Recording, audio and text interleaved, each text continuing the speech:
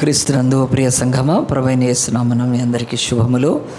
దేవుడు మనల్ని జనవరి మాసం అంతా కాచి కాపాడి ఫిబ్రవరి మాసంలో మొదటి ఆదివారంన ఆయన మందిరంలో చేరి ఆయన పరిశుద్ధులతో మనం కలిసి ఆరాధించడానికి దేవుడిచ్చిన భాగ్యమని తలంచి ఈరోజు మన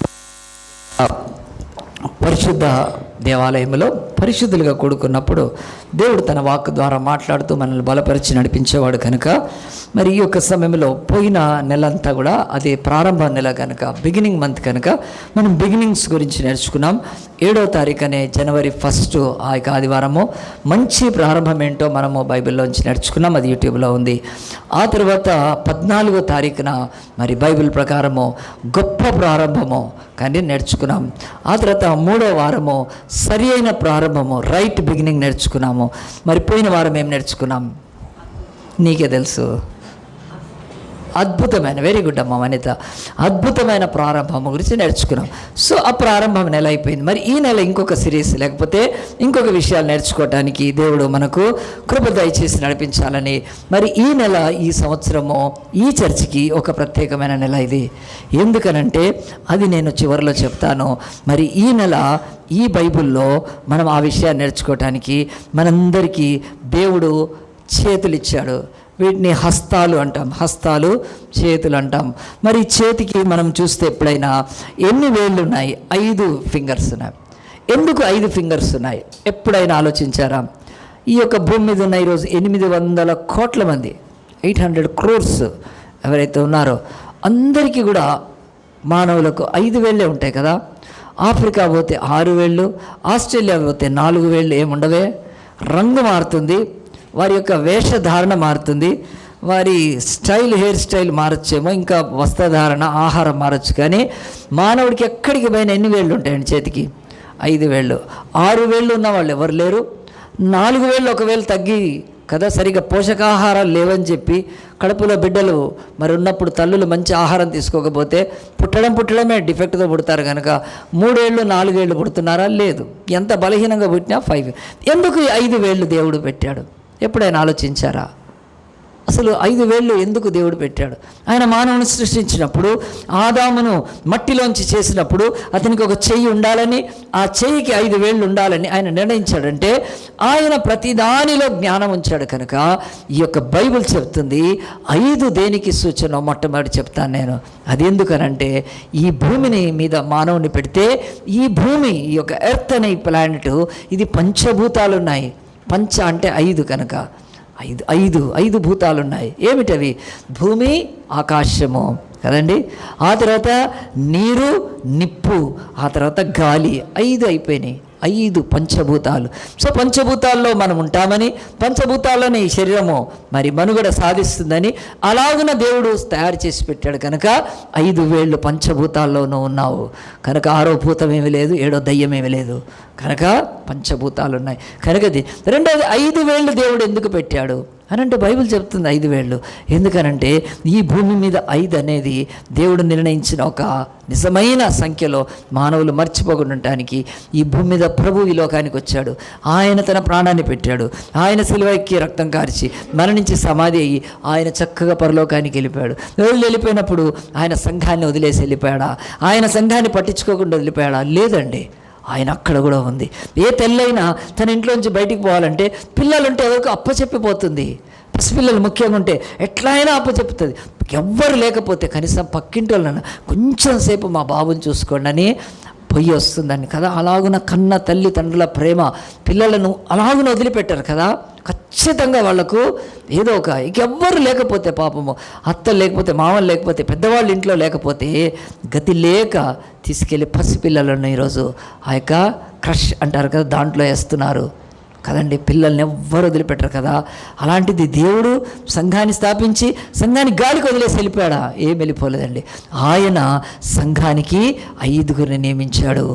బైబిల్ చెప్తుంది అపోస్టల్స్, ప్రాఫిట్స్, ఎవాంజలిస్ట్, పాస్టర్స్, ఆ తర్వాత టీచర్స్. 5గురిని పెట్టాడు. FSC 4:11 ఉంటుంది. మరి ఈ 5 తప్ప ఇంకెవరు లేరు. బైబిల్ చెప్తుంది కొందరిని అపోస్తులుగాను, కొందరిని ప్రవక్తలుగాను, కొందరిని సువార్థికులుగాను, కొందరు పాస్టర్లుగా కాపరులు మాల, కొంతమందిని టీచర్స్గా నియమించాడు ఆయన. ఎందుకంటే ఆయన గాలికి వదిలిపోలేదు సంఘాన్ని. సో అందు గురించే బైబిల్ చెప్తుంది 5 దేనికి సూచన అంటే ఇదిగో ఈ యొక్క 5 పరిచర్యలకు సూచనగా ఉంది. కనుక ఈ రోజు వరకు కూడా ఈ బైబిల్ ప్రకారము అపోస్తలు, ప్రవక్తలు, సువార్థికులు, కాపరులు, బోధకులు ఉన్నారు తప్ప బాధకరం రెవరెండ్లు లేరు చర్చికి. ఆ యొక్క రెవరెండ్లు లేరు. రెవరెండ్ ఏంటి అంటే నాకు తెలిసేది కాదు. రెవరెండ్ అంటే నాకు ఒకరోజు తెలిసింది, రెవల్యూషన్ లేనివాడు రెవరెండు. వాడికి ఏమీ తెలియదు కనుక ఆడు రెవరెండ్ అవుతాడు. అయ్యో ఎంత బాధ. కనుక ఈరోజు రెవరెండ్లు, డాక్టర్లు, బిషపులు, పైపులు, పోపులు ఎవ్వడు కూడా దేవుడు చర్చికి వెళ్ళలేదు. ఈ సత్య గ్రంథం బైబిల్ చెప్తుంది యేసుక్రీస్తు తన సంఘానికి 5 ఇచ్చాడు. ఇంగ్లీష్లో అపోస్టల్స్, తెలుగులో కూడా అపోస్తులే, ప్రాఫిట్స్ ప్రవక్తలు, ఇవాంజలిస్టులు సువార్థికులు, పాస్టర్స్ అంటే కాపర్లు, ఆ యొక్క టీచర్స్ బోధకులు వీళ్ళే ఉన్నారు. బోధకులు అంటే సండే స్కూల్ టీచర్ కూడా బోధక, నేను బోధ చేస్తాను. ఈ 5 పరిచర్యలు దేవుడు ఇచ్చాడు. ప్రియ దేవుని బిడ్డలు ఆలోచిస్తున్నారా? అసలు 5 గురించి చూస్తే బైబిల్లో వాళ్ళ యొక్క తోర, యూదుల యొక్క తోర, పంచ గ్రంథాలు అంటారు. ఆ యొక్క ఆదికాండం, నిర్గమకాండం, లేవికాండం, సంఖ్యాకాండం 5 ఇలాగుని చెప్పుకుంటూ పోతే 5 గురించి ఎన్నో ఉన్నాయి మనం నేర్చుకోవటానికి. కానీ ఈ యొక్క 5 దేని గురించి అంటే అసలు సిసలు దేవుడు ఏం చేశాడంటే ఈ భూమి మీద తను చేసిన నరుడు తన దగ్గరికి రావటానికి, తనను సమీపించడానికి దేవుడు 5 అర్పణలు పెట్టాడు. 5 ఆఫరింగ్స్ పెట్టాడు ఆయన. 5 అర్పణలు పెట్టాడు. సో 5 అర్పణలు అంటే నాకు మరి నా దగ్గర ఇక్కడ ఉందో లేదో ఒక ఈ యొక్క ఆఫరింగ్ కవర్ అన్న ఆఫరింగ్ కవరు మరి ఆలోచించండి. ఈరోజు ఈ యొక్క ఆఫరింగ్ కవర్ తీసుకుంటే అర్పణలు అంటారు కదా. ఈ అర్పణలు అన్నప్పుడు నేను ఒక్కొక్క చర్చి యొక్క ఆఫరింగ్ కవర్స్ చూసినప్పుడు వాళ్ళని విమర్శించడం కాదు, కానీ అట్లా బతుకుతున్నారు కనుక బైబిల్ తెలియక జాలి పడతాను నేను. మొత్తం నింపేస్తారు. ఇక్కడ ఇటు 3, 4, 15 ఒక చర్చిలో 15 ఆఫరింగ్స్. అయ్యో వాడు దోచుకుంటున్నాడు పాస్టర్ కనుక. ఆఫరింగ్ కదా, టీవీ ఆఫరింగ్ అంటాడు, ఆఫరింగ్ అంటాడు, ఇది అంటాడు, అన్నీ పెట్టి రాస్తాడు దాంట్లో. అలాంటిది బుద్ధిహీనత. మన చర్చిది 3 పెట్టాం. ఆ 3 కూడా బిబ్లికల్గా అవి ఉన్నాయా లేదో పెడితే 5 ఆఫరింగ్స్ ఉన్నాయి. ఆలోచించండి. ఈ బైబిల్లో 5 అర్పణలు. నరుడనేవాడు పాపంలో పడి తను ప్రాయశ్చిత్తం చేసుకోలేక శాపవశమై మరణము జోగుతూ నరకానికి తీర్పుకి వెళ్ళిపోతున్న మానవుడు తన్ను తాను బాగు చేసుకోవాలంటే ఖచ్చితంగా 5 అప్పుడే దేవుడికి తెలిసి 5 అర్పణలు. కనుక 5 అర్పణలు అవి లేవికాండం 1వ అధ్యాయంలో దహన బలి, ఫస్ట్ బర్ంట్ ఆఫరింగ్. నెక్స్ట్ది నైవేద్యము, మీల్ ఆఫరింగ్ పెట్టాలి వాళ్ళు. 3వది పీస్ ఆఫరింగ్, సమాధాన బలి వాళ్ళు ఇవ్వాలి. ఆ తర్వాత సిన్ ఆఫరింగ్, పాపానికి ఇవ్వాలి. ఆ తర్వాత ట్రెస్పాస్ ఆఫరింగ్ అంటే ఆ యొక్క ఇతరుల పట్ల తప్పు చేస్తే అయ్యా పరిహారార్థమైన ప్రాయశ్చిత్తం చేసుకోవాలి. ఈ 5 బలులు ఉన్నాయి. ఇంక ఇవి తప్ప ఏమీ లేవు. చర్చిలో కూడా ఇవే ఉండాలి. ఇవి తప్ప ఇంకా దేవుడు ఏమీ లేదు. ఆనాడు యూదుల టెంపుల్లో ఉంటే ఈరోజు జీసస్ చర్చిలో సేమ్ అవే ఉన్నాయి. ఈ చర్చికి నేను 17 ఏళ్ళ నుంచి నేర్పిస్తున్నాను. ఆలోచించండి. ఈ యొక్క దహన బలి అది స్తుతికి, నైవేద్యము ఇది సేవకు, ఈ యొక్క సమాధాన బలి కృతజ్ఞతకు, ఆ యొక్క పాపర్యార్థ బలి మన పశ్చాత్తాపానికి, అపరాధ పరిధి ఇతరులతో సమాధాన పడటానికి. ఈ 5 ఆఫరింగ్స్ దేవుడు పెట్టాడు. కనుక నేను ఎందుకు ఈ మాటలు చెప్తానంటే ప్రియ దేవుని బిడ్డలారా, దేవుడి యొక్క సన్నిధిలో మనమందరం కూడా దేవుని బిడ్డలుగా ఆయన సన్నిధానానికి వస్తున్నప్పుడు ఈ యొక్క చేతి వేళ్ళల్లో మనకి ఎవరిదైనా సరే ఒక వేలు లేకపోతే ఎట్లుంటుంది ఆలోచించండి. నేను ఒకసారి ఒక వ్యక్తికి సెకండ్ ఇవ్వడానికి వెళ్తే ఆయన సెకండ్ ఇస్తున్నప్పుడు ఆయన ఖర్చీఫ్ ఏమో పట్టుకున్నాడు అనుకున్నాడు, కానీ పాపమో ఆయన ఖర్చీఫ్ ఇట్లా వేసుకున్నాడండి. నేను ఏదో తుడుచుకొని పట్టుకుంటానని కాదు, ఆయన చేతికి తెల్ల మచ్చలు ఉన్నాయి కనుక అది కనిపించకుండా ఆయన అలా కవర్ చేసుకుంటున్నాడు. అదే చేతి మచ్చలకే కవర్ చేసుకుంటుంటే తను ఏదో అనుకుంటారని కదా, ఆ యొక్క ఫీలింగ్ ఉంటుంది కనుక, ఇన్ఫీరియర్ కాంప్లెక్స్ ఉంటుంది కనుక మనుషులకు. అలాగున్నప్పుడు అసలు ఒక వేలే లేకపోతే నువ్వు ఎవరికైనా సెకండ్ ఇవ్వగలుగుతావా? ఒక వేలే లేకపోతే ఆ యొక్క జై హల్లెలూయా అనగలుగుతావా? అయ్యో ఎవరో నా వేలు చూస్తారు కదా, నాకు ఒక వేలు లేకుండా ఉంటే పుట్టుకతో వచ్చిన తర్వాత కోల్పోయిన ఆ చెయ్యి ఒక పచ్చి లోపము కదా వేలు లేకపోతే. ఆ వేలు లేకపోతే కొన్ని మన హ్యాండిల్ కూడా చేయలేం కదా. ఆర్టీసీలోకి వెళ్తే ఒక వేలు లేకపోతే నీకు ఉద్యోగం ఇస్తారా? ఆ యొక్క ఎయిర్లైన్స్లోకి వెళ్ళాలంటే ఒక వేలు నీకు లోపం ఉంటే ఇస్తారా?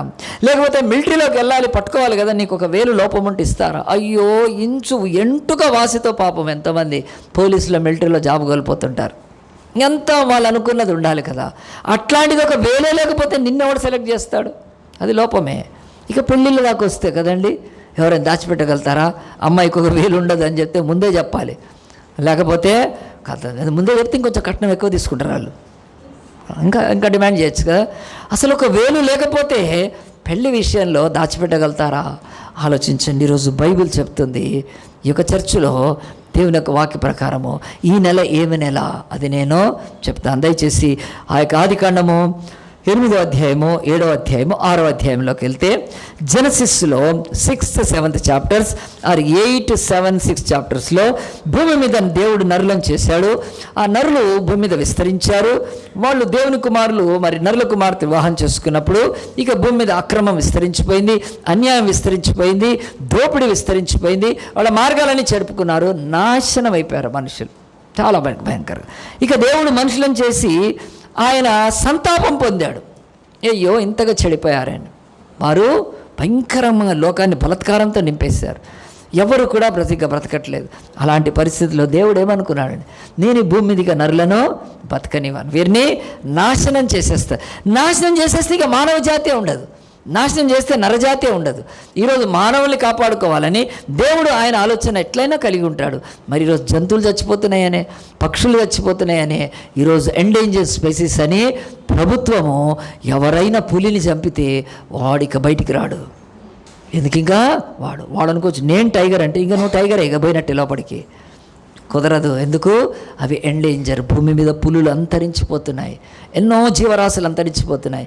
మానవులు ఇంకా భవిష్యత్తులో మన పిల్లలు వాటిని చూడలేరు కనుక ప్రభుత్వాలు చట్టాలు చేసి ఎవడైనా జింకను చంపితే వాడికి డంకా మోగిచ్చేస్తారు, వదిలిపెట్టరు కదండి. ఇక సింహాన్ని పులులు చంపితే ఆడు బయటికి కూడా రాడు, జైల్లో వేసేస్తారు. ఈ స్పైసీస్నే మనం కాపాడుకోవటానికి, పక్షులను కాపాడుకోవడానికి ప్రయత్నం చేస్తుంటే కదండి, నెమళ్ళు కూడా ఈరోజు పొరపాటున నెమల్ని ఎవరైనా చంపినా ఏమైనా చేసినా వాడిని బొక్కలో పెట్టేస్తారు. కనుక అలాంటిది జంతువులను పక్షులను కాపాడుకోవటానికి మానవుడికి అంత శ్రద్ధ ఉంటే మనల్ని తన పోలికలో చేసుకున్న దేవుడు, నరుడు నశించిపోతున్నాడు కదా, కనుక దేవుడికి ఉండదా? మరి అలాంటిది దేవుడి కోపం ఉగ్రత తారాస్థాయికి వచ్చి మానవులందరినీ కూడా చంపేయాలనుకున్నప్పుడు అయ్యో మానవ జాతి ఉండదు కదా ఇక అనుకొని దేవుడు వెతుకుతుంటే ఆయన దృష్టిలో కృపనొందిన వాడు కనిపించాడు. ఆయన పేరు నోవాహు అని బైబిల్లో ఉంది కదా ఆయన పేరు. సండే స్కూల్ కథ కదా ఇది. నోవాహు దేవుని చేత కృపనొందినవాడు. ఎందుకంటే అతడు దేవునితో నడిచినవాడు, అతడు దేవుని యందు నీతిమంతుడు, దేవుని యందు విశ్వాసం ఉంచినవాడు. కనుక అతడు ఒక్కడ అలాగన బతుకుతూ ఉన్నప్పుడు దేవుడు నోవాహుని దర్శించి, నోవాహు భూమికి అంతం వచ్చింది, కానీ నిన్ను కాపాడాలంటే ఈ భూమి మీద నేను ఇక్కడ భూకంపం పెడితే నువ్వు అక్కడికి వెళ్ళొచ్చు, అదే అక్కడ వరదలైతే నువ్వు ఇక్కడికి వెళ్ళొచ్చు కదా, ఇక్కడ ప్రమాదం అగ్ని గుండంలాగా చేస్తే లేకపోతే అగ్నికి నేను కురిపిస్తే నువ్వు అక్కడికి వెళ్ళొచ్చు. కానీ సార్ ఆ ఛాన్స్ లేదు, అలాంటిది లేదు. భూమి అంతటినే నాశనం చేస్తాను, నిన్ను కాపాడటానికి నా బాధ్యత నేను తీసుకుంటాను. నిన్ను కాపాడటానికి ఈ కొండ మీదకి వెళ్ళు, ఆ గుట్ట మీదకి వెళ్ళు, ఆరణ్యంలోకి వెళ్ళు, ఈ లోయలోకి లేదు, ఛాన్స్ లేదు. భూమిని అంతటినీ నాశనం చేస్తాను, కానీ నిన్ను కాపాడుతాను. నో అంటే ఎట్లా కాపాడుతావు నా తండ్రి అంటే, ఎట్లా కాపాడుతాను తెలుసా? నిన్ను నీ విశ్వాసం ద్వారా కాపాడుతాను, నీ విధేయత ద్వారా కాపాడుతాను. ఏంటి ప్రభా అంటే, ఇదిగో భూమిని జలప్రళయం చేత నేను నాశనం చేయబోతున్నాను. ఈ జలప్రళయంలో నువ్వు కాపాడుకోవాలంటే ఒక ఓడను కట్టుకోవాలి. అయ్యా నేను ఓడను ఎప్పుడు కట్టలేదు, నేను చెప్తాను. ఓడ దాని ఎత్తు ఎంత ఉండాలి నేను చెప్తాను, దాని పొడవు ఎంత ఉండాలి నేను చెప్తాను, దాని యొక్క ఎడల్పు ఎంత ఉండాలి అన్నీ నేను చెప్తాను అని చెప్పినప్పుడు నోవాహు దేవుని మాట విని ఆయన ఓడకట్టడం మొదలుపెట్టాడండి. ఓడకట్టడం మొదలుపెట్టినప్పుడు ఈ బైబిల్లో 6వ అధ్యాయం చెప్తున్నాడు. ఓడ ఎన్ని రోజుల్లో కట్టాడండి ఆయన? 10 సంవత్సరాల కాదండి, 100 సంవత్సరాలు కట్టాడు. ఎందుకంటే అంతకుముందు ఓడ కట్టినవాడు ఎవడూ లేడు కనుక. భూమి అంతా కూడా పాపముతో శాపంతో నిండిపోతూ మనుషులు బలత్కారంతో ఉండి పెళ్ళిళ్ళు చేసుకుంటూ ఇల్లు కట్టుకుంటూ ఎవ్వడికి దేవుడి భయం భక్తి లేకుండా బతుకుతున్న కాలంలో నోవాహు వెళ్ళి ఓడ కట్టుకున్నాడండి. చక్కగా ఓడ కట్టుకున్నాడు. ఆ ఓడ కట్టుకున్నాక దేవుడు ఒకనొకనాడు చెప్పాడు, నోవాహు నువ్వు ఇంత చక్కగా ఓడ కట్టుకున్నావు, సమయం ఆసన్నమైంది కనుక ఇక 7 రోజుల్లో నేను ఈ భూమిని నాశనం చేయబోతున్నాను వర్షము చేత అన్నప్పుడు, ప్రభువా నేనేం చేయాలి? నువ్వు ఓడలోకి వెళ్ళమన్నాడు. 7 days బిఫోర్ చెప్పాడు. వెళ్ళిపోయాడు ఓడలోకి. ఆ యొక్క మగ ఆడ జంతువులన్నిటిని దాంట్లోకి తీసుకెళ్ళాక దేవుడు తలుపు వేసేసాడు. దేవుడు ఆకాశ తూములు ఇప్పాడని బైబిల్లో. ఆయన నీటి ఊటలు, జలరాశుల ఊటలు నిప్పినప్పుడు భూమి మీద ప్రచండమైన వర్షం కురిసింది. ఎంత కురిసిందంటే భూమి మీద ఉన్న ఈరోజు ఏదో అరారత్ కాదు, హిమాలయ పర్వతాలు ఆ రోజు నుంచి ఇప్పటికీ ఉండనే కదా, హిమాలయ పర్వతాలతో పాటు అన్నీ కూడా మునిగిపోయినాయండి. బైబిల్ వాక్యం చూద్దాం. చూడండి 7వ అధ్యాయంలో దేవుని యొక్క వాక్యము, ఆదికాండము 7వ అధ్యాయంలో ఈ మాట బహు స్పష్టంగా ప్రబలినందున మునిగిపోయాను. మంచిదమ్మా, ఇంకా కొంచెం ముందుకు చదువుదాము. మనము దేవుని యొక్క వాక్యములో 20వ వచనము, 15 మూరల ఎత్తున నీళ్లు ప్రచండంగా ప్రబలేను కనుక పర్వతములు మునిగిపోయాను. 21, అప్పుడు పక్షులేమి, పశువులేమి, మృగములేమి, భూమి మీద ప్రాకు పురుగులేమి, భూమి మీద సంచరించు సమస్త శరీరులేమి, సమస్త నరులేమి చచ్చిపోయిరి. 22, పొడి నేల మీదనున్న వాటన్నిటిలోనూ నాసికారంధ్రంలో జీవాత్మ సంబంధమైన ఊపిరి గలవన్నీ చనిపోయాను. నర్రతో కూడా పశువులను, పురుగులను, ఆకాశపక్షులు, నేల మీద ఉన్న జీవరాశులన్నీ తుడిచివేయబడను. అవి భూమి మీద ఉండకుండా తుడిచివేయబడను. నోవాహును అతనితో కూడా ఆ ఓడలో నున్నవి మాత్రము మిగిలి ఉండను. గట్టిగా చప్పట్లు కొడదామండి. బైబిల్ నోవాహు అతని యొక్క కుటుంబం మాత్రమే అతనితో ఉన్నాయి, కాపాడు. బైబిల్ చెప్తుంది ఈరోజు వరకు కూడా భూమి మీద ఎంత భయంకరమైనది సంభవించినా దేవుడి భక్తులు కాపాడబడతారు, నీతిమంతులు కాపాడబడతారు, వారు సంరక్షింపబడతారు. కనుక మరి నోవాహు ఎట్లా బతికాడు ఆ రోజు అంటే, నోవాహు బ్రతకడానికి కారణం ఏంటంటే అతను ఓడ కట్టుకున్నాడు, ఆ ఓడలో ఉన్నాడు. కనుక ఈరోజు వరకు ఎవరికైనా విశ్వాసం ఉంటే వాళ్ళు కాపాడబడరు, విధేయత కూడా ఉండాలి. అతను ఫెయిత్ ఉంచాడు, ఫెయిత్కి తగ్గట్టు ఒబీడియన్స్ ఉంచాడు. దేవుడు చెప్తున్న వర్షము ఆయన అది ఇంతకుముందు ఎవరు చూడలేదు, అలాంటి జలప్రలయము ఎవరు చూడలేదు. విశ్వాసం అంటే దేవుని యొక్క వాక్యము, హెబ్రీ పత్రిక 11:1 చదువుదామా. దేవుని యొక్క వాక్యము, విశ్వాసం అన్నది నిరీక్షింపబడి వాటి యొక్క నిజ స్వరూపము, అదృశ్యమైనవి ఉన్నవనుటకు రుజువు. కనుక నోవాహు యొక్క ఫెయిత్ ఎలాగంటే అదృశ్యమైన ఇంకా ఏమీ కనపడలేదు, అయినా అది ఉన్నట్టుగానే చూచి జలప్రలయాన్ని ముందుగానే చూచి ఓడ కట్టుకున్నాడు. కనుక దీన్ని ఎందుకు నేను చెప్తున్నాను ఈ సండే స్కూల్ కథ మీకంటే, ఈరోజు కూడా భూమి మీద ఆనాడు భూమిని దేంతో నాశనం చేశాడు, వర్షముతో నాశనం చేశాడు. ఎంత వర్షం పడిందండి, ఆ వర్షంలో ఎవరైనా తప్పించుకోగలుగుతారా? ఎవ్వరు తప్పించుకోలేరు. ఎన్ని రోజులు? 40 రోజులు వర్షం పడిందండి.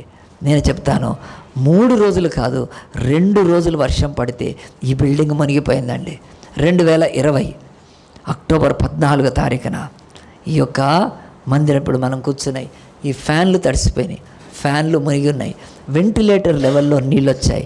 ఈ సరునగర్లో ఆ యొక్క చెరువు దగ్గర అది ఓవర్ఫ్లో అయ్యి ఆ నీళ్ళంతా ఈ వివి నగర్లోంచి డైరెక్ట్గా ఇటు అవి అలాగున వచ్చి ఇక్కడ మూసీ నదిలోకి వెళ్ళటానికి కాలువ ఉంది, పుల్లారెడ్డి స్వీట్స్ పక్కనే కాలువ ఉంది, ఆ కాలువలోకి వెళ్ళాలి. కానీ అదంతా కూడా ఇక్కడ ముందున్న ఈ యొక్క మెట్రో కింద వేసిన డివైడర్ ఏదైతే ఉందో అటు ఇటు అది కట్టి ఉంది. కనుక ఆ యొక్క నీళ్లు వాటిని కూల్చుకుంటూ ఈ లోపలికి ప్రవేశించినాయి, రారా అని వచ్చేసినాయి, ఏం మిగలలేదండి. చూసాం మేము, తెల్లారొచ్చి చూసామండి. అంటే ఈ చర్చికి అప్పుడే బాప్తిసం అయింది. మనకే బాప్తిసం కాదు, బిల్డింగ్కి కూడా బాప్తిసం ఇచ్చాడు దేవుడు. ఫ్యాన్లు, లైట్లు అన్నీ మునిగిపోయినాయి, అన్నీ కూడా ప్రభు నామమున. ఏం చేస్తాం మనం? అన్నీ మొత్తం ఒక్క వస్తువు కాదండి. ఇక్కడ దాకా నీళ్ళు అంటే అయిపోయింది అనుకున్నారు, ఏం పర్వాలేదండి. కానీ దేవుడు ఎంత మంచి దేవుడు అంటే, దాని తర్వాత లేచి ఆ సంవత్సరమే కందుకూరులో మంచి రిట్రీట్ చేసి వచ్చాం, పోయి ఏమి కూడా కాలేదు. సో నేను ఎందుకు ఈ మాటలు చెప్తానంటే, 2 రోజుల వర్షానికి 1.5 రోజు వర్షానికి ఇలాగన మునిగిపోతూ ఉంటే, మరి 40 దినాలు వర్షం పడితే భూమి మీద ఏమన్నా మిగులుతుందా? ఏమీ మిగల. దేవుడు ఆ వర్షాన్ని కురిపించి భూమి మీద ఉన్న సకల జీవరాశిని ప్రాణకొట్టిని నాశనం చేశాడు. ఎందుకంటే భక్తిహీనత మీద దేవుడి ఉగ్రత మండుతూ ఉంటుంది కనుక, అది తారాస్థాయికి చెందింది కనుక దేవుడు నాశనం చేసినప్పుడు నోవాహు ఒక్కడు కాపాడబడ్డాడు. ఎట్లా కాపాడబడ్డాడంటే ఓడను కట్టుకున్నాడు. ప్రియ బిడ్డలారా, మీరు చర్చకొచ్చే ఈ సత్యాలు తెలుసుకోవాలని చెప్తున్నాను. అంత్యకాలంలో మళ్ళీ ఈ భూమిని దేవుడు నాశనం చేయబోతున్నాడు. ఆయన ఈసారి మాత్రము ఆయన నీళ్లతో కాదు, అగ్నితో నాశనం చేయబోతున్నాడు. ఆ అగ్నితో నాశనం చేస్తున్నప్పుడు ఎవరు కాపాడబడతారంటే, నోవాహు ఓడని ఎట్లా చెక్కబెట్టి కర్రబెట్టి కట్టుకున్నాడో నీళ్ళ మీద తేలటానికి, ఈరోజు యేసుక్రీస్తు భూమి మీద తిరిగి వచ్చి ఆయన తన 2 కర్రలని ఆ యొక్క శిలువ మీద ఆయన ప్రాణం పెట్టి రక్షణ అనే ఓడను, చర్చ్ను కట్టాడు. గట్టిగా చెప్పండి కొడదామా. ఈ చర్చిలోకి ఎవరు వస్తారో, ఈ చర్చిలో ఎవరు ఉంటారో, రాబోయే అగ్ని గుండముల నుంచి కాపాడబడతారు. దేవుడు అగ్ని చేత దీన్ని నాశనం చేయాలనుకుంటున్నాడు. ఎందుకంటే భూమి మీద ఆనాటి కంటే 1000 రెట్లు పాపం విస్తరించిపోయింది. ఇప్పుడు దుర్మార్గత విస్తరించిపోయింది. ఈరోజు చెడు, వ్యభిచారము, దొంగతనము, నరహత్యలు, మోసాలు, అబద్ధాలు, ఆ తర్వాత వంచన, ఏ భార్యాభర్తలు సరిగ్గా లేక తన్నుకుంటూ, సమాధానం లేక పిల్లల్ని తల్లుల్ని చంపుకుంటూ బతుకుతూ, ఒకడినొకడు హత్యలు చేసుకుంటూ బతుకుతూ, ఇలాంటి ఈ లోకానికి ఇంకేముందండి? ఏమీ లేదు. కనుక దేవుడు చెప్తున్నాడు, నా ఎదుట నీతిమంతుడైన నీవు వెనుదీరక నన్ను వెంబడిస్తే ఈ చర్చిలో ఉండు, నిన్ను కాపాడుతాను. ఆనాడు నోవాహు ఓడలో ఉన్నప్పుడు కుడివైపున ఎడమవైపున లక్షల మంది చచ్చిపోతున్నారు. ఒక్క చుక్క నీరు నోవాహు ఫ్యామిలీ మీద పడలేదు. ఎందుకు పడలేదండి? అతడు దేవుని యందు విశ్వాసం ఉంచి ఓడను కట్టుకొని ఆ ఓడలో ఉన్నాడు. కనుక దేవుడు చెప్తున్నాడు, రాబోయే ఈ లోక యుగ్రతను ఎవరు తప్పించుకుంటారని? కేవలం చర్చికి. కనుక ఈరోజు చర్చ్ కట్టబడుతుంది. ఇది కళ్ళకు కనిపించే ఆ యొక్క కట్టడం కాదు, ఆత్మకు కనిపించే కట్టడం. కనుక నీవు ఆ చర్చిలోకి వస్తే నోవాహులాగా కట్టబడతావు, నోవాహులాగా భద్రపరచబడతావు. మరి నోవాహులో ఓడలకి వెళ్ళినాం. బైబిల్ ఏం చెప్తుంది? నోవాహు అతని భార్య అని వెళ్ళింది. 2 భార్యలు పోయారా అండి? ఎందుకు పోలేదు భార్యలు? ఎందుకు చేసుకోలేదు? నోవాహుకి ఇంట్రెస్ట్ లేదా కదా? ఈరోజు చిన్న సెటప్, పెద్ద సెటప్ కదా, ఎంతమంది పెట్టుకోవట్లేదు? మరి నోవాహు ఎందుకు పెట్టుకోలేదు ఆ రోజు? మరి కనుక ఆ రోజు పరిస్థితి ఏంటి? పెళ్ళికి చేసుకుంటున్నారు. చాలా ధనం ఉంది కనుక ఎంతైనా పెళ్లి చేసుకోవచ్చు. మరి ఎందుకు చేసుకోలేదండి? అందుగురించే బైబిల్ చెప్తా, నీతిమంతుడు దేవుడు. మరి రోజు దేవుడు అనేవాడు పక్కనే 2 భార్యలు ఉంటే వాడు ఇట్లా దేవుడు అవుతాడు? ఇది చాలా ప్రశ్నలు వేసుకోవాలి. కనుక దేవుడు ఆదామును చేసినప్పుడు ఒక్క ఆదామును ఒక్క వరకే ఇచ్చేసాడు ఆయన. ఈరోజు ఒక్క ఆదాము 2 అవలం చేయలేదు ఆయన, లేకపోతే ఒక్క చేసి 2 పురుషులను చేయలేదు. ఎక్కడుంది ఇది? ఈరోజు దేవుళ్ళని ఆరాధింపబడే వాళ్ళకి ఇటొక ఆంటీ నువ్వు ఇక వాళ్ళు ఇక అంతే, ఆ కేటగిరీ వేరు. ఏమనద్దు, దండం పెట్టుకొని రావాలి. మనం అంటే కోపం వస్తుంది కానీ వీళ్ళకు. కానీ ఆలోచించాలండి. నోవాహు నీతిమంతుడు, తన బ్రతుకులో తన భార్య తప్ప ఇంకొకరు లేరు. చెడిపోయిన పాపయుక్తమైన లోకములో దేవుడు చూసినప్పుడు నోవాహు నీతిమంతుడుగా ఉన్నాడు. అతను he was so faithful to his wife. కనుక తర్వాత బైబిల్ చెప్తుంది, నోవాహు 3 కొడుకులు వెళ్ళారు, 6 కోడళ్ళు వెళ్ళారా? సరే, డాడీ అంటే అంత చేత కాలేదు డాడీకి కదా. కొడుకులు కొంచెం ఇంప్రూవ్ అయ్యి ఇద్దరిద్దరిని చేసుకున్నారా? 3 కుమారులు, ఆ తర్వాత 6 కోడళ్ళని ఉందా బైబిల్లో?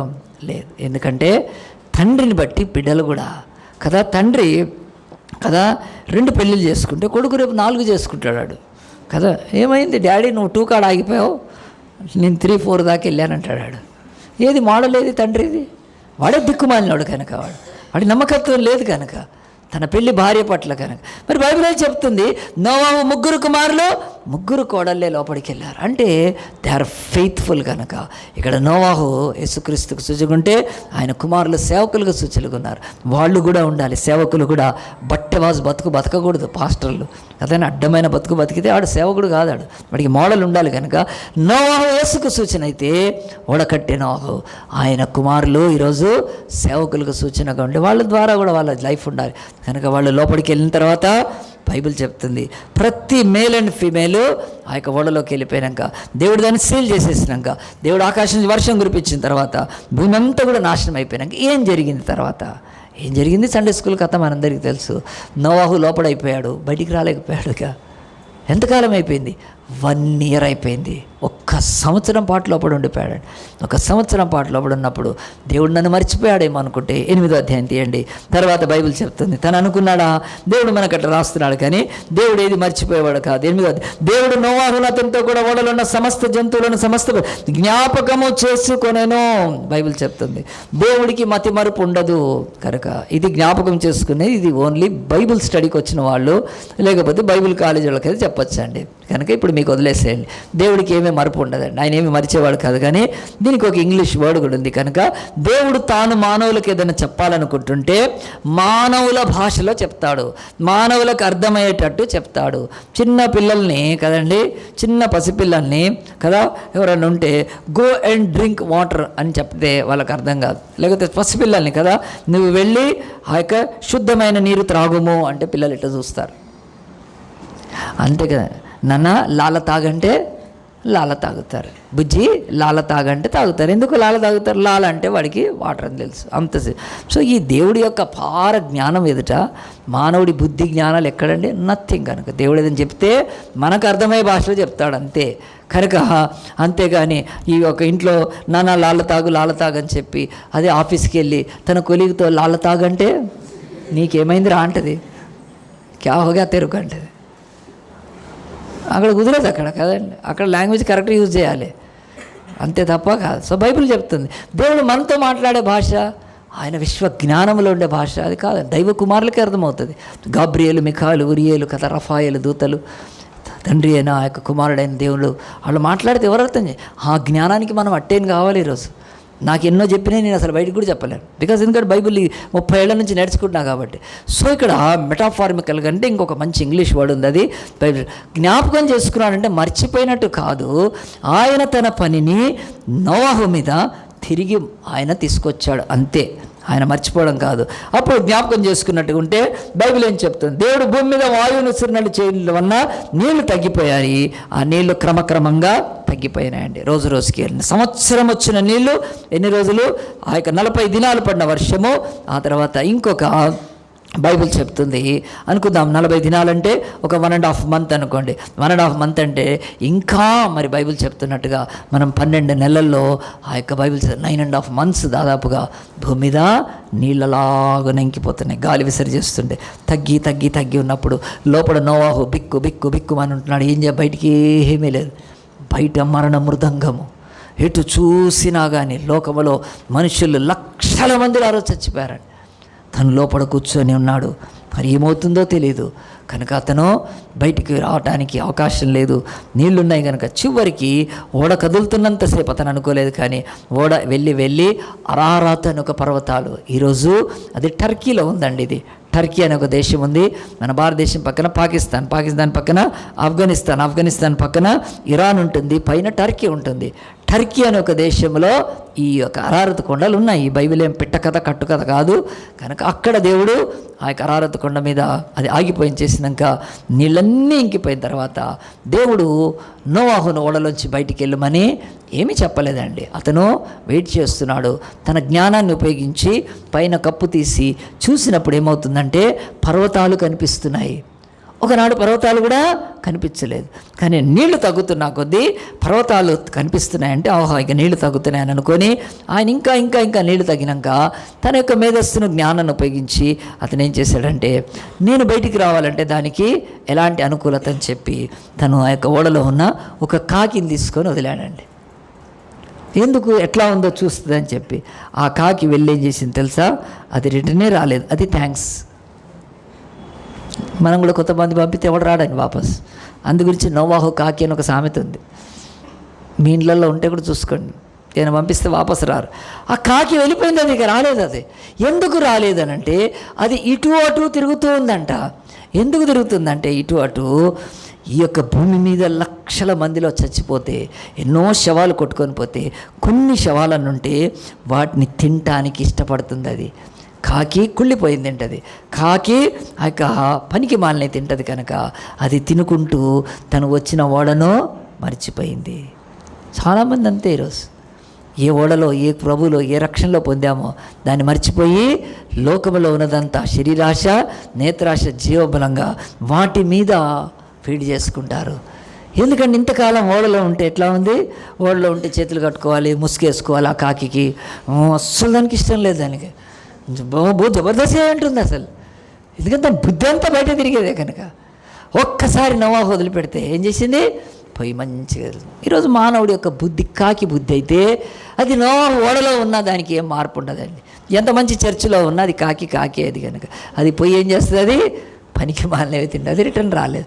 అప్పుడు నోవాహు ఏం చేస్తాడు? సరే కాకిపోతే పోయింది, అది బతుకుతుంది కదా, ఎట్టో బతకాలంతే, నశించిపోకూడదు. రెండోది కొన్ని రోజులైనాక మళ్ళీ ఒక పావురాన్ని పంపాడు. ఆ పావురం వెళ్ళింది కిటికీలోంచి. అదంతా తిరిగింది. ఎక్కడ దాని కాలు మోపటానికి లేదు. ఎందుకంటే మురికిగా అసహ్యంగా శవాలతో కుళ్ళిపోయిందంటే అది మళ్ళీ బ్యాక్ వచ్చిందని. గట్టిగా చప్పట్లు కొడదామా? ఒక భక్తుడు అంటాడు నోవాహు ఓడలో ఉన్న ఆ పీస్ ఎక్కడ లేదు. ప్రతి నిజమైన విశ్వాసి తను తిరిగి సమాధానం కొరకు సంఘంలోకే వస్తాడు. లోకములో ఈరోజు థియేటర్లు, సినిమాలు, తాగుడు, పబ్బులు, రకరకాలైన ఎంత తిరిగినా మానవుడికి ఏ క్రికెట్ చూసినా ఎక్కడ చూసినా he has to return to the church only for the peace. ఇక్కడ ఉన్న సమాధానమో మానవుడికి ఎక్కడ దొరకదండి. ఆ యొక్క పావురం అలాగున తిరిగి వచ్చేసింది. ఈరోజు చర్చిలో కాకులున్నాయి, పావురాలున్నాయి. పోతే అటే ఇక అవి రాబోయే కాకులైతే తిరిగి వచ్చాయంటే అవి పావురాలు. ఎందుకంటే ఆ లోకపు అసహ్యత, ఆ లోక బుద్ధి. ఎంతోమంది చర్చ వదిలిపెట్టి కూడా వేరే చర్చిలోకి వెళ్ళారన్న, అక్కడికి ఏం వాక్యం లేదు, అక్కడ ఆరాధన లేదు, అంతా కూడా చైర్లు ఎత్తుకొని కొట్టుకోవడం. అందుగురించి నేను చైర్లు తక్కువ పెడతా ఇక్కడ. మళ్ళీ కొత్త కొత్త చైర్లు ఎడ కొనుక్కుంటాం. ఈ కార్పెట్లు అయితే పెద్ద కొట్టుకునే లేదు. చెప్తున్నా అంత గొడవలన్నా అంత ఇది అని చెప్తారు. సో నిజంగా అలాంటి పీస్ ఒకవేళ ఈ చర్చిలో ఉందంటే రిటర్న్ అండి, లేకపోతే నో ప్రాబ్లం. కాక ఆ తర్వాత ఇంకా ఎట్లా నేను బయటికి వెళ్ళాలి, ఎప్పుడు వెళ్ళాలి?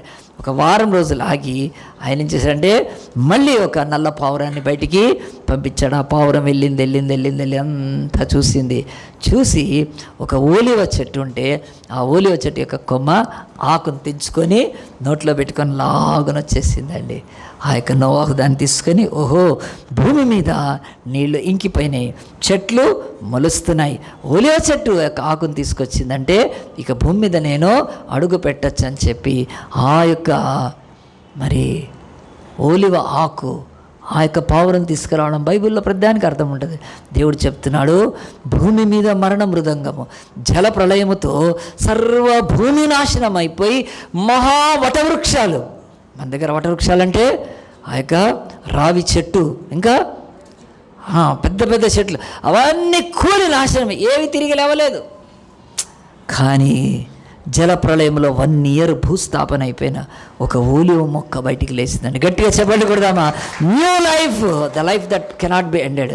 అందు గురించి బైబిల్లో దేవుడు మన పిల్లల్ని దీవించినప్పుడు, నీ భార్య ద్రాక్షావళి వలె ఉంటుంది నీ కవిట్లో, నీ పిల్లలు బల్ల చుట్టూ ఓలివలో కూడా గ్రీన్గా ఉంటారు, వాళ్ళు సో లైఫ్తో ఉంటారు, వాళ్ళు ఈ లోకాన్ని హీల్ చేస్తారు.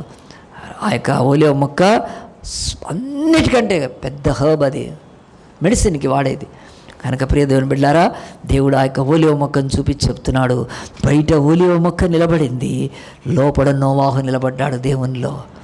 ఏది వచ్చినా నాశనం కాకుండా, ఏది వచ్చినా సంహరించబడు, ఏది వచ్చినా రూపుమాపబడి ఉండేది దేవుడు నాటిన ఓలివ మొక్క లాంటి వాళ్ళే కనుక, అలాంటి స్వభావం కలిగిన వాళ్ళే కనుక బైబిల్ చెప్తుంది, నోవాహు ఆ యొక్క ఆకు తీసుకొచ్చినాక అప్పుడు అర్థం చేసుకున్నాడు, నేను ఇంకా బయటికి వెళ్ళొచ్చనగానే అప్పుడు దేవుడి స్వరాన్ని విన్నాడు. చూడండి 8వ అధ్యాయంలో బైబిల్లో మనం వాక్యం ముగించేటప్పుడు 15, అప్పుడు దేవుడు, నీవును నీతో కూడా నీ భార్య, నీ కుమారులు, నీ కోడండ్రును ఓడలో నుండి బయటికి రండి, పక్షులు, పశువులు, భూమి మీద ప్రాకు ప్రతి జాతి పురుగులు మొదలైన సమస్యలు, నీతో కూడిన ప్రతి జంతువును వెంటబెట్టుకొని వెలుపలికి రావలను అని దేవుడు చెప్తున్నాడు.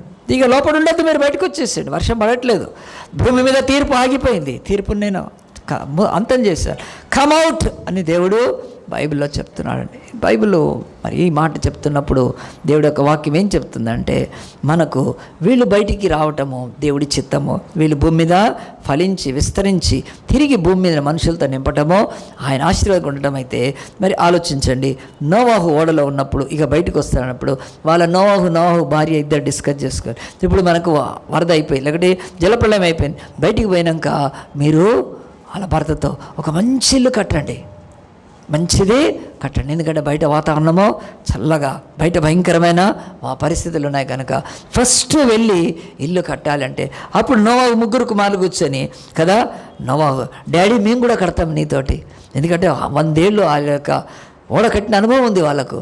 బయటికి రాగానే మరి ఏమీ దొరకమంటే ఈ ఓడనే పీకుదాం, ఓడ బాగానే ఉంది కదా, ఆ ఓడని తీసేసి దాంతో ఒక మంచి నివాసాన్ని కట్టుకుందాం, ఒక మంచి ఇంటిని కట్టుకుందాం, ఒక మంచిగా మన సంరక్షణ కొరకు. ఆ తర్వాత వాటర్ ఎక్కడుంది, ఇక్కడ పొలం ఎక్కడ పండించగలుగుతాం, ఎక్కడ ఫలవృక్షాల చెట్లు ఉన్నాయి, వీటి గురించి మనం ఆలోచన చేసి మనం ముందుకు వెళ్దాం అనుకున్నప్పుడు నోవాహు సైలెంట్ కూర్చున్నాడు. భార్య చెప్తే వినట్లేదు, కొడుకులు కూడా మనంటే వినట్లేదు, ఎందుకంటే ఆయన ఉద్దేశము వేరుగా ఉంది. చదువుదాం చూడండి. ఆయన ఏం చేశారంటే బైబిల్ చెప్తుంది. తర్వాత ఆ యొక్క వచనం 18.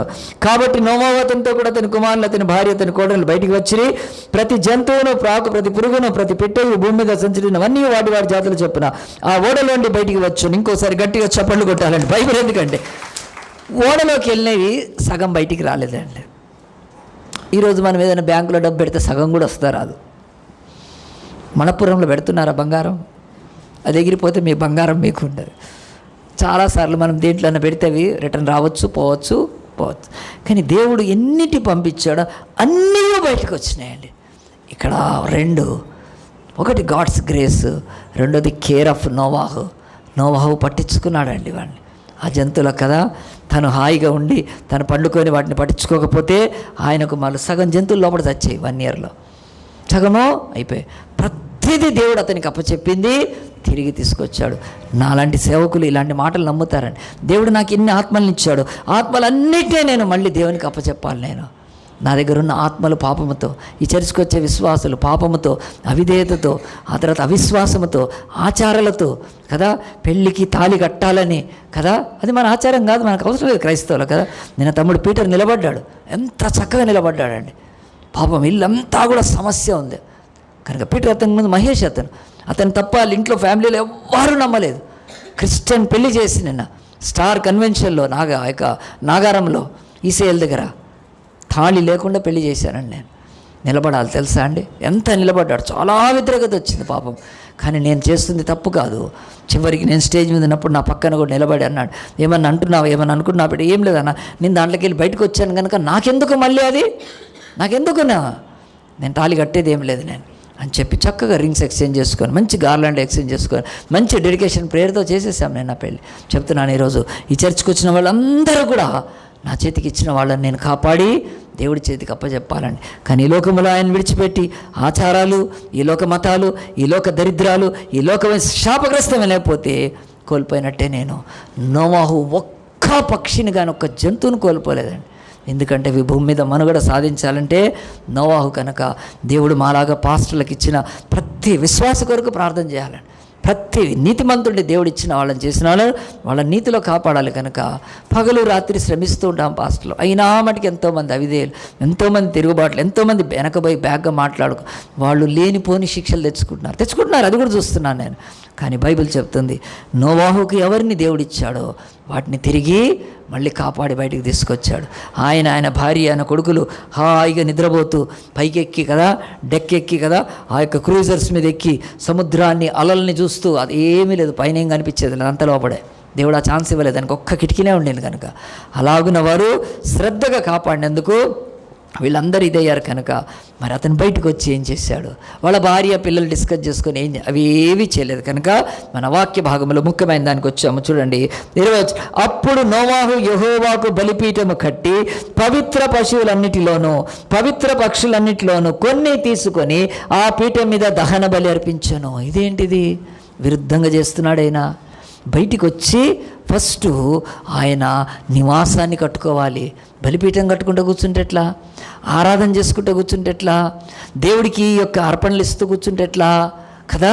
ఫస్ట్ ఆయన షెల్టర్ కట్టుకోవాలి, ఎందుకంటే వాతావరణం భయంకరంగా ఉంటుంది 40 దాకా.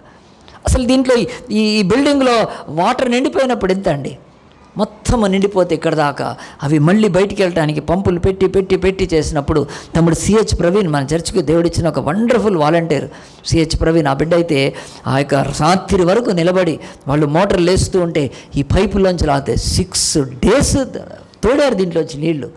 ఎందుకంటే ఈ యొక్క మేనేజ్మెంట్లో దిక్కుమాలినాయి కనుక వాళ్ళకి ఏం పట్టించుకోలేదు అసలు. ఫస్ట్ అన్నీ నానిపోయినాయి. మరి ఆ నీళ్లు బయటికి పడటానికి అంతగా శ్రమ పడితే ఇక్కడ బైబిల్ చెప్తుంది. తర్వాత ఈ యొక్క హాల్లోకి మేము వచ్చామండి, అంత అయిపోయినాక ఎట్లా ఉందండి, మరకలతో బహు దరిద్రంగా తయారైపోయింది. చివరికి ఇక్కడ ఉండే ఫ్లోరింగ్ నాశనం అయితే వేరే ఫ్లోరింగ్ వేయించారు.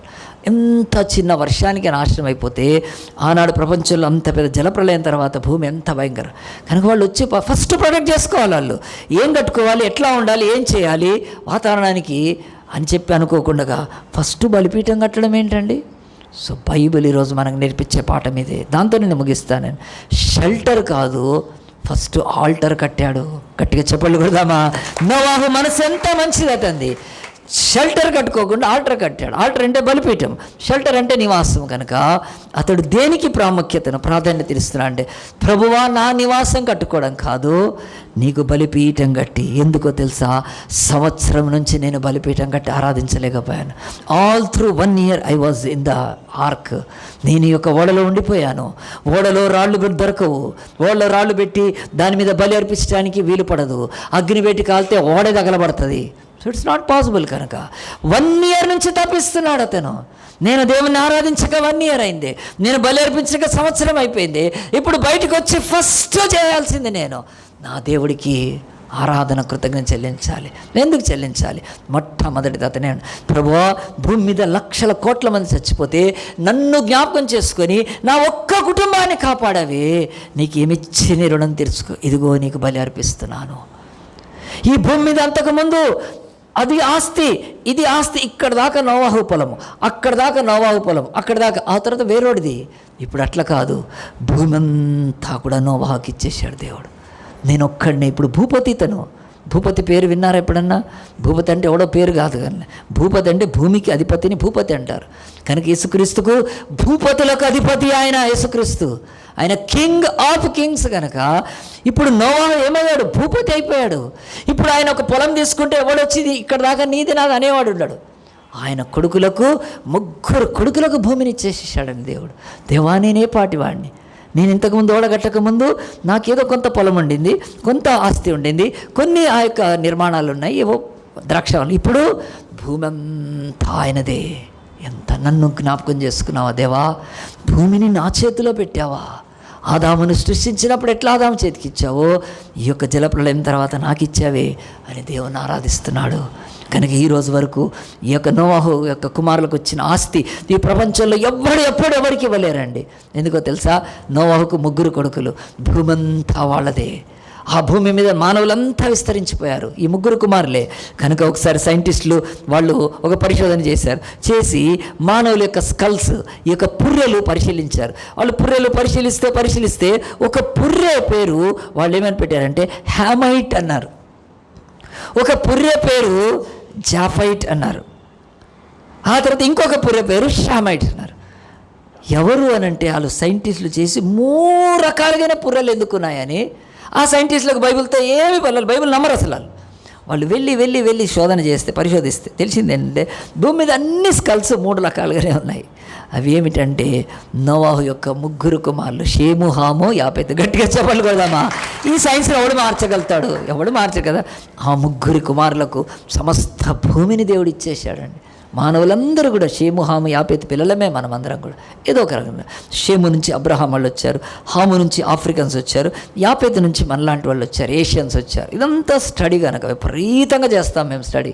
కానీ వాళ్ళకి ఇంట్రెస్ట్ ఉంటే చెప్తాను తప్పలేదు. కానీ బైబిల్ చెప్తుంది నరుడు కోతిలోంచి రాలేదు. లేకపోతే ఏకకణం అని చెప్పి అతడు ఆవిర్భావం కాలేదు, ఎవల్యూషన్ తీరలేదు. బిగ్ బ్యాంగ్ అనేది ఆకాశం లేదా పగిలితే మనం వచ్చి ఇక్కడ పుట్టినాం కదా, ఇవంతా చెత్త తీరలేదు. కనుక ఈ బైబిల్ చెప్తుంది ఆధారాలతో. నోవాహు అంటున్నాడు, దేవా నా ఆస్తి రోజు ఏమిటి? భూమే నా ఆస్తి, నేనెవరు? భూపతిని చేసావని దేవుడికి వందనాలు చెల్లిస్తున్నాడు. అంతేకాదు అతను ఇంకొకటి ఏం చేశాడంటే, దేవా ఈ భూమి మీద ఇంతమంది నా కుడి వైపున ఎడం వైపున 10,000 మంది లక్షం కూలిన అపాయం రాకుండా ప్రాణాన్ని కాపాడు. దేవా నీకు మరణ మృదంగము వాళ్ళు వింటుండొచ్చు, ఆ యొక్క ఓడలో శబ్దం వింటుండొచ్చు. ఏనుగులు చచ్చిపోతూ, గుర్రాలు చచ్చిపోతూ అరుస్తూ ఉంటుంటే ఆ గీంకారాలు శబ్దాలు ఓడలో వినుంటారు. మనుషులు అల్లాడుతున్నప్పుడు ఆ మరణ మృదంగం వినుంటాడు. దేవా నన్ను ఈ మరణంలో కాపాడవే నువ్వు. ఎటు చూసినా మరణమే, ఎటు చూసినా చీకటే, ఎటు చూసినా మానవులకు ఒక హోప్ లేదు. నన్ను ఎంతగా కాపాడావు నాయనా. నిజంగా అలాంటి మరణ మృదంగం నా బ్రతుకులో, మీ బ్రతుకులో చూశారండి. మన 3 years బ్యాక్ కోవిడ్ వచ్చినప్పుడు కదండి, ఆ టీవీలో చూసి చచ్చారు తెలుసా ఎంతమంది? ఎట్లా భయపడిపోయారంటే ఎక్కడ చూసినా 108లు తిరుగుతున్నాయి. అప్పుడు బయటంతా మరణం ఏలుబడి చేస్తుంది. ఎట్లా చచ్చిపోయారంటే ప్రభుత్వాలు ఇక చచ్చిన వాళ్ళను జేసీబీలతో పూడ్చాయి. లక్షల మంది కదండి. బ్రెజిల్లో 4 lakhs, అమెరికాలో 4 లక్షలు. మన దగ్గర అన్నీ దొంగ లెక్కలు కానీ, కాకి లెక్కలు ఇంకెక్కువ మంది పోయి ఉంటారు కానీ. ఎట్లా చచ్చిపోయారు.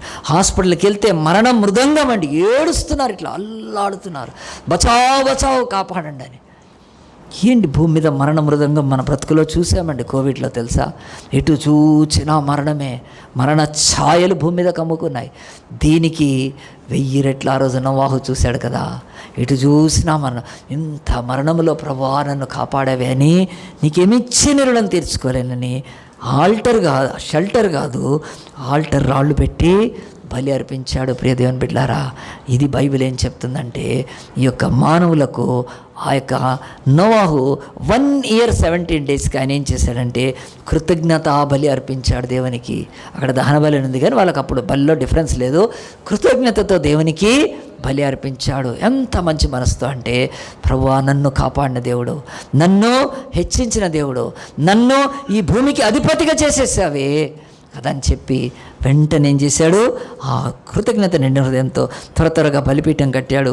కొన్ని పక్షులను తీసుకొచ్చాడు, వాటి మీద పెట్టాడు, అగ్ని రాజేసి అర్పించేసేసాడు. అప్పట్లో బలి అదే కనుక ఆ బలి అర్పించినప్పుడు దేవుడు ఏం చేశాడండి చూస్తారా? దేవుని వాక్యం ఇక మనం ముగిచ్చేద్దాం 2 నిమిషాల్లో. దేవుని యొక్క 8వ అధ్యాయంలో, అప్పుడు బైబిల్ యెహోవా ఇంపైన సువాసన ఆగ్రహించి, 21వ వచనం, అప్పుడు యెహోవా ఇంపైన సువాసన ఆగ్రహించి ఇక మీదట నరులను బట్టి భూమిని మరలా శపించను, ఎందుకనగా నరుల హృదయాలోచనలో వారి బాల్యం నుండి చెడ్డది, నేనిప్పుడు చేసిన ప్రకారం ఇకను సమస్త జీవులను సంహరింపను. ఈ బలి అర్పించగానే దేవుడు ఆయన తన పరిశుద్ధ గ్రంథంలో మనకు ఒక వచనం తెలియదు, ఈయన భూమి మీద ఈ యొక్క బలిని అర్పించాడండి. అంటే ఆ యొక్క పక్షుల్ని పెట్టి అర్పిస్తే అదేమవుతుంది, దాని వాసన ఆగ్రహం. మనం అందరం కూడా వాసన దేంతో పీలుస్తామండి? చెవులతోట. పీల్చారా ఎప్పుడన్నా? మనందరం వాసన దేంతో పీలుస్తాము? ఎందుకు అట్లా సిగ్గుపడుతున్నారు చెప్పడానికి? నేను బస్సులో ఎక్కితే అక్కడిక్కడ చూస్తే ఒకడిక్కడ ముక్కు పొడక పెట్టుకున్నాడు, ఇక్కడ రింగ్ పెట్టుకున్నాడు. వాడిని ఇటు నుండి చూస్తే తెలియలేదు, ఇటు నుంచి చూస్తే తెలియదు, ఓహో ఇటు షీ కాదు హీ అని. అంటే కూర్చుంటాం కదా మనం, ఎవరైనా ఆడపిల్ల కూర్చుని ఇబ్బంది పడతాం కదా, అయ్యో పాప అమ్మాయి ఎవరో ఉండే మంచిగా ఇవి పెట్టుకున్నాడు, వాడు ఇట్లా పెట్టి చూస్తూ ఉన్నాడు, వాడు ఇటు చూస్తే తెలిసిందే ఈడిదాన్ని. ముక్కు పుడక పెట్టుకోవటానికి సిగ్గుపడట్లేదు, మీరు ముక్కు అని చెప్పడానికి ఎందుకు పడుతున్నారండి? ముక్కుతో పీలుస్తారు కదండి, దేవుడు ఇచ్చాడు నాసికారంధ్రాలు కనుక. సో కనుక ఇక్కడ బైబిల్ కూడా చెప్తుంది, దేవుడు ఆయన ఆగ్రహించి ఇంపైన, అంటే దేవుడికి ముక్కులు ఉన్నాయా? ఖచ్చితంగా అదే అర్థమా? దేవుడు ఆయన వాసన పీల్చాడంటే అదే అర్థమా? అంటే ఇంకా వాసన పీల్చాడంటే దేవుడు వెజిటేరియన్ కాదా, ఆయన నాన్ వెజ్జా కదా? చక్కగా పశువుల్ని రోస్టింగ్ చేస్తుంటే వాసన, మన ఇంట్లో చికెన్ తెచ్చుకొని కాల్చుకుంటుంటే ఎంత బాగుంటుందని గుమలాడుతుంటుంది కదా, అంతా డైనింగ్ టేబుల్ కాడ కిచెన్లోకి వస్తుంటుంటారు, ఎంత వాసన బాగుంటుందండి. మీరు ఎవరైనా వెజిటేరియన్స్ అయితే క్షమించండి కానీ వదిలేయండి, మీరు గుడ్డు తిని ఉండండి, మాకేం పర్లేదు కనుక. ఎట్లా అంటే అది కాలుతున్నప్పుడు, మాంసం కాలుతున్నప్పుడు ఒక వాసన వస్తుందండి. ఆ వాసన మనిషికి కూడా చాలా ఇష్టం తెలుసా, చాలా కాల్చుకొని తింటారు ఈరోజు కనుక, ఎందుకంటే దాంట్లో టేస్ట్ అట్లుంది కనుక. ప్రియ దేవుని బిడ్డలారా, నేనేం చెప్తానంటే, ఆయన ఆగ్రహించాడు అనంటే దేవుడికి ముక్కులుండి వాసనతో పిలుస్తూ ఉంటే ఆయన ఒక వెజిటేరియన్ కాక నాన్ వెజిటేరియనా? ఆయన మనుషుల్లాగా మాంసం కాల్చుకొని తినే ఒక వాసన పీల్చి ఎంజాయ్ చేసే వ్యక్తి కాదండి. మీనింగ్ కాదు అది ఆగ్రహం.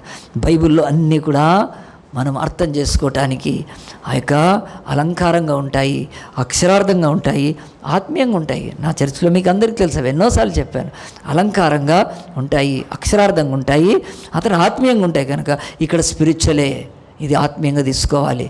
దేవుడు వంగి వచ్చి పిలుచుకొని ఆయన సంతోషపడ్డట్టు కాదు. ఆయన దేనికి ఆయన సంతోషించాడంటే, ఆయన యొక్క జీవితంలో దేవుడు ఈ యొక్క నోవాహును చూసి ఏం చేశాడంటే, నోవాహును నేను కాపాడితే బయటికి వచ్చి అతడు స్వచ్ఛందంగా బలి అర్పించాడు. దేవుడు చెప్పాడు, నోవాహు నిన్ను కాపాడుతున్నా, ఓడలోంచి బయటికి రాగానే నాకు బలి ఇవ్వాలి నువ్వు అన్నాడా? అనలేదండి. కాబట్టి బైబిల్లో 3 సంగతులు చెప్పి నేను ముగిస్తాను లాస్ట్గా. నోవాహు యొక్క అర్పణ విశ్వాసి యొక్క స్వేచ్ఛను తెలియజేస్తుంది. The నోవాస్ offering it denotes believers freedom, అంటే స్వేచ్ఛగా నోవాహు ఏమీ బలవంతం లేదు. నువ్వు బయటకు వచ్చి అర్పణ ఇవ్వకపోతే, అది చేయకపోతే అని అది బంధకాలేమీ లేదు. మనం కూడా దేవునికి కృతజ్ఞత ఎట్లా చెల్లించాలండి? స్వచ్ఛందంగా చెల్లించాలి. మనం ఏమాత్రం కూడా బలవంతంగా చేయాల్సిన పని లేదు. దేవుడు ఏమడగలేదు, నువ్వు బయటికి రా, నా పని చేసావు అంతే. నువ్వు ఓడ కట్టమన్నావు కట్టావు, నేను కట్టమన్నావు కట్టావు, నేను చెప్పినట్టు చేసావు, ఇప్పుడు బయటకు వచ్చేసి that's all, work is finished. కానీ నోవాహులో ఒకటి ఉంది ఏంటో తెలుసా అండి? దేవుడి పట్ల కృతజ్ఞత.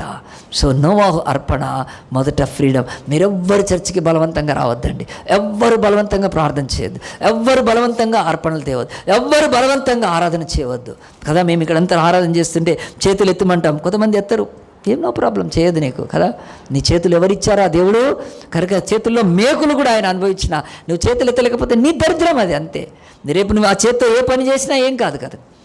ఏ పని చేసినా సక్సెస్ కాకపోవచ్చు. ఎందుకంటే ఏ చేతిని దేవుడు ఇచ్చాడు ఆయనకి ఎదురు పోయి మొక్కులు చేసి పొర్లు దండాలు పెట్టి ముక్కులు నేలకు రాసి దేవాలయాల చుట్టూ తిరుగుతూ ఉంటారు. నేను అన్ని టెంపుల్స్ తిరిగాను. నేను కంచి కామకోటి దగ్గర నుంచి అన్ని టెంపుల్స్ తిరిగాను. నాకు తెలిసిన సౌత్ ఇండియాలో టెంపుల్స్, నార్త్ ఇండియాలో బిర్లా టెంపుల్ కూడా పోయాను నేను. మన అయోధ్యకి ఇన్విటేషన్ రాలేదు, అక్కడ పోయి వచ్చేవాడిని, బిజీగా ఉన్నాను నేను.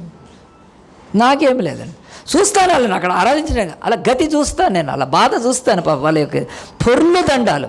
ఇక్కడే ఉంది పెద్దమ్మ గుడి, చిన్నమ్మ గుడి కాదు, పెద్దమ్మ గుడి. రాస్తారు పోయి ఎమ్మెల్యేలు, ఏం చేస్తారు పాపం వాళ్ళు విశ్వాసులు. నేనేమి ఎగతాళి చేయట్లేదు కాదండి. భూమి మీద సైతాన్ని వెళ్తున్నాడు, అలాంటి పెట్టాడు బంధకాలు కనుక. ఆలోచించండి ప్రియ. ఎప్పుడు కూడా నేను చేతులు ఎవరైనా ఎత్తమంటే బలవంతంగా ఎత్తితే ఎత్తు, లేకపోతే ఊరుకో. దేవుడు చెప్తున్నాడు నోవాహుకు బలవంతం కాదు, ఫ్రీడమ్ ఉంది, స్వేచ్ఛ ఉంది కదా. దేవుని ఆరాధన వదిలిపారే, ఏమీ లేదు. కానీ ఏ చేతులు ఎవరు నీకు ఇచ్చారా దేవుడు మాత్రం చూస్తాడండి. ఆ చేతుల్లో దీవెన ఉండాలంటే ఆ ప్రభు తన కుమారునిచ్చి రక్తం వచ్చేటట్టు ఆయన చేతుల్లో మేకులు కొడితే కూడా నీవు ఆ దేవుణ్ణి మొక్కటానికి, చేతులు ఎత్తడానికి ఇష్టపడకపోతే వదిలేసేసేయి. కనుక మళ్ళీ చేతులు ఎత్తే ప్రాబ్లం ఎక్కడుందంటే, ఈ హెబ్రోన్ వాళ్ళు, నేను హెబ్రోన్ అండి, వాళ్ళు చేతులు ఎత్తారు, చేతులు ఎత్తే పెందుకోస్తా అనుకుంటారు. ఊరే నీ కర్మ, ఇదొకటే కనుక చేతులు ఎత్తడం పెందుకోస్తా. ఎందుకంటే డినామినేషన్లు ఈరోజు ప్రపంచంలో 37,000 డినామినేషన్స్ ఉన్నాయి. కనీసం నేను దాదాపు ఒక 100 డినామినేషన్ల గురించి అని చెప్పగలుగుతాను. వాళ్ళు ఏం చేస్తారు? బ్యాప్టిస్ట్ వాడు, సిఎస్ఐ వాడు, మెథడిస్ట్ వాడు, పెంతెకోస్ట్ వాడు కదా, ఆ తర్వాత ప్రెస్బిటేరియన్స్తో పాటు ఇవాంజలికల్స్తో పాటు మార్మన్స్, ఎన్ని డినామినేషన్ ఎవడి పిచ్చి వాడుకుంది. కానీ బైబిల్ ఏం చెప్తుందండి, మనం చేతులు ఎత్తి ఎవడో పెంతెకోస్తాడు అనుకుంటున్నా, చేతులను ప్రభువు కొరకు ఎత్తచ్చు కదా. దేవుని వాక్యం చెప్తుంది, వదిలిపెడదాం. బైబిల్ చెప్తుంది ఫ్రీడమ్. ఆ యొక్క నోవాహు యొక్క అర్పణ మానవుడి యొక్క స్వేచ్ఛ, ఫ్రీడమ్. బిలీవర్కి స్వేచ్ఛ ఉంది కనుక నువ్వు బలవంతంగా ఏది చేయొద్దు, దేవుడికి నోవాహు వల్ల చేయి. రెండోది, ఆ యొక్క నోవాహు యొక్క అర్పణ బైబిల్ చెప్తుంది అతని యొక్క సమర్పణ. సమర్పణ ఏంటండి? ఆ యొక్క పశువుల్ని తీసుకొని వాటిని అర్పిస్తున్నప్పుడు మరి అయ్యో ఇవే ఉన్నాయి, కొన్నే ఉన్నాయి, ఇవి ఈ సంవత్సరం పాటు భూమి మీద ఉన్న పశువులన్నీ చచ్చిపోయినాయి కదా, ఇప్పుడు వీటిని చంపేస్తే మళ్ళీ ఉంటాయో లేవో, వీటిని ఇచ్చేస్తే మళ్ళీ ఉంటాయో లేవో అని చెప్పి స్పేరింగ్ చేయొచ్చు, అంటే పక్కన పెట్టచ్చు. కానీ నోవాహు అనుకున్నాడు, నన్ను కాపాడిన దేవుడికి ఈ యొక్క పశువుల కంటే నాకు ఎక్కువేమి లేదు, నన్ను కాపాడినది ఎవరికి, ఈ పక్షుల కంటే నేను దాన్ని దేవుని తక్కువ ఎంచనని వాటిని తీసుకొని ఇచ్చేసేసాడు. ఎందుకంటే నమ్మకం, దేవుడు మళ్ళీ తిరిగి ఇస్తాడని. ఇలాంటి ఒక నమ్మకంతో దేవుడు పుట్టించగలుగుతాడు ఆయన. మళ్ళీ మనం అనుకుందాం కనుక అదే టెక్నికల్ కూడా కాదు, ఆ యొక్క కొన్ని పక్షులైనా జంట కనుక అవి పిల్లల్ని పెట్టి ఉంటాయి ఓడలో కదండి, అవి ఉండే ఉంటాయి పక్షులు కనుక. అంత తెలివిలేనోడేం నోవాహు కాదు కనుక దేవుడిచ్చిన పక్షుల్ని చంపేస్తే మళ్ళీ కొత్త ఆ పక్షులు ఎట్లుంటాయి భూమి మీద, ఆ జీవరాశులు నశించిపోతాయి కదా. అతను చూసుంటాడు కనుక, దగ్గరగా అబ్జర్వ్ చేసి ఉంటాడు. ఈ పక్షులు ఆడమగ 2 ఉంటే ఇవి పిల్లల్ని పెట్టి ఈ ఓడలోనే ఇవి ఆ యొక్క పిల్లల్ని చేస్తే అవి తీసుకొని ఉంటాడు అంతే. అంటే ఆ స్పీసీస్ని ఎండ్ చేసి ఉంటాడండి. అది కామన్ సెన్స్ కనుక ఇస్తున్నప్పుడు. కానీ ఈరోజు మనుషులు ఏం చేస్తున్నారు తెలుసా అండి, దేవుడికి ఇచ్చేటప్పుడు చాలా మటుకు ఎలాగున్నారంటే వాళ్ళు బలవంతంగా, నేను చెప్పాను కదా ఇందాక ఫ్రీడమ్ లేకుండా అని. ఒక్కొక్క చర్చిలో కోతకాల పండుగ అని చెప్పి ఏం చేస్తారంటే ఇక్కడ కోతకాల పండుగ అర్పణలు అని ఒక దిక్కుమాలిన పండగను పెట్టి మనుషుల్ని బలవంతంగా, మీరు ఈ అర్పణ ఇవ్వకపోతే మీకు దీవెన ఉండదు, కొంతకాలంలో దేవుడికి కానికి ఇవ్వతే మీరు దీవించబడరు, కొంతకాలంలో కానికి ఇవ్వకపోతే దేవుడికి ఇష్టలై ఉండరు. ఇట్లా పిచ్చిగా ఈరోజు చర్చ్ కోతకాల పండుగ అని ఓల్డ్ టెస్టిమెంట్లో యూదులు ఆచరించారు. అది ఇప్పుడు లేనే లేదు కొత్త నిబంధనలో. ఎట్లా దోచుకుంటున్నారండి. దేవుడు చెప్తున్నాడు ఈరోజు ఫ్రీడమ్ ఉంది నీకు కనుక నీ జీవితంలో ఆ యొక్క కోతకాల పండుగకు డబ్బులు ఇవ్వమని దేవుడు ఎక్కడా చెప్పలేదు. అది యూదులకు సంబంధించింది, మనకు చెల్లదు. అది పంటలకు సంబంధించింది ముఖ్యంగా. అవేవి లేకపోతే ఈరోజు పాస్టర్లు ఎట్లా దోచుకుంటున్నారని, కొత్తకాల అర్పణల పండుగలని చెప్పి డబ్బులు పెట్టి కవర్లలో వేస్తే తప్ప వాళ్ళు విశ్వాసులు కాదని ఈరోజు పాస్టర్లు వాళ్ళను బాధ పెడుతున్నారు. ప్రియ దేవుని బిడ్డలు ఆలోచించండి. స్వేచ్ఛ చెప్పాను. రెండోది, ఆ యొక్క కొన్ని పక్షులు ఆ యొక్క వాటి ఇవ్వటానికిలో దేవుడు ఇక్కడ ఏం చెప్తున్నాడంటే, నీ దగ్గర ఏముందో అది ఇవ్వచ్చు. దేవుడు అంటున్నాడు కనుక నీ దగ్గర ఏముందో అదే ఇవ్వచ్చు. కనుక లేనిదేమీ దేవుడు అడగట్లేదు. కనుక నీ హృదయం మంచిగా ఉంటే తప్పకుండా ఇవ్వచ్చండి.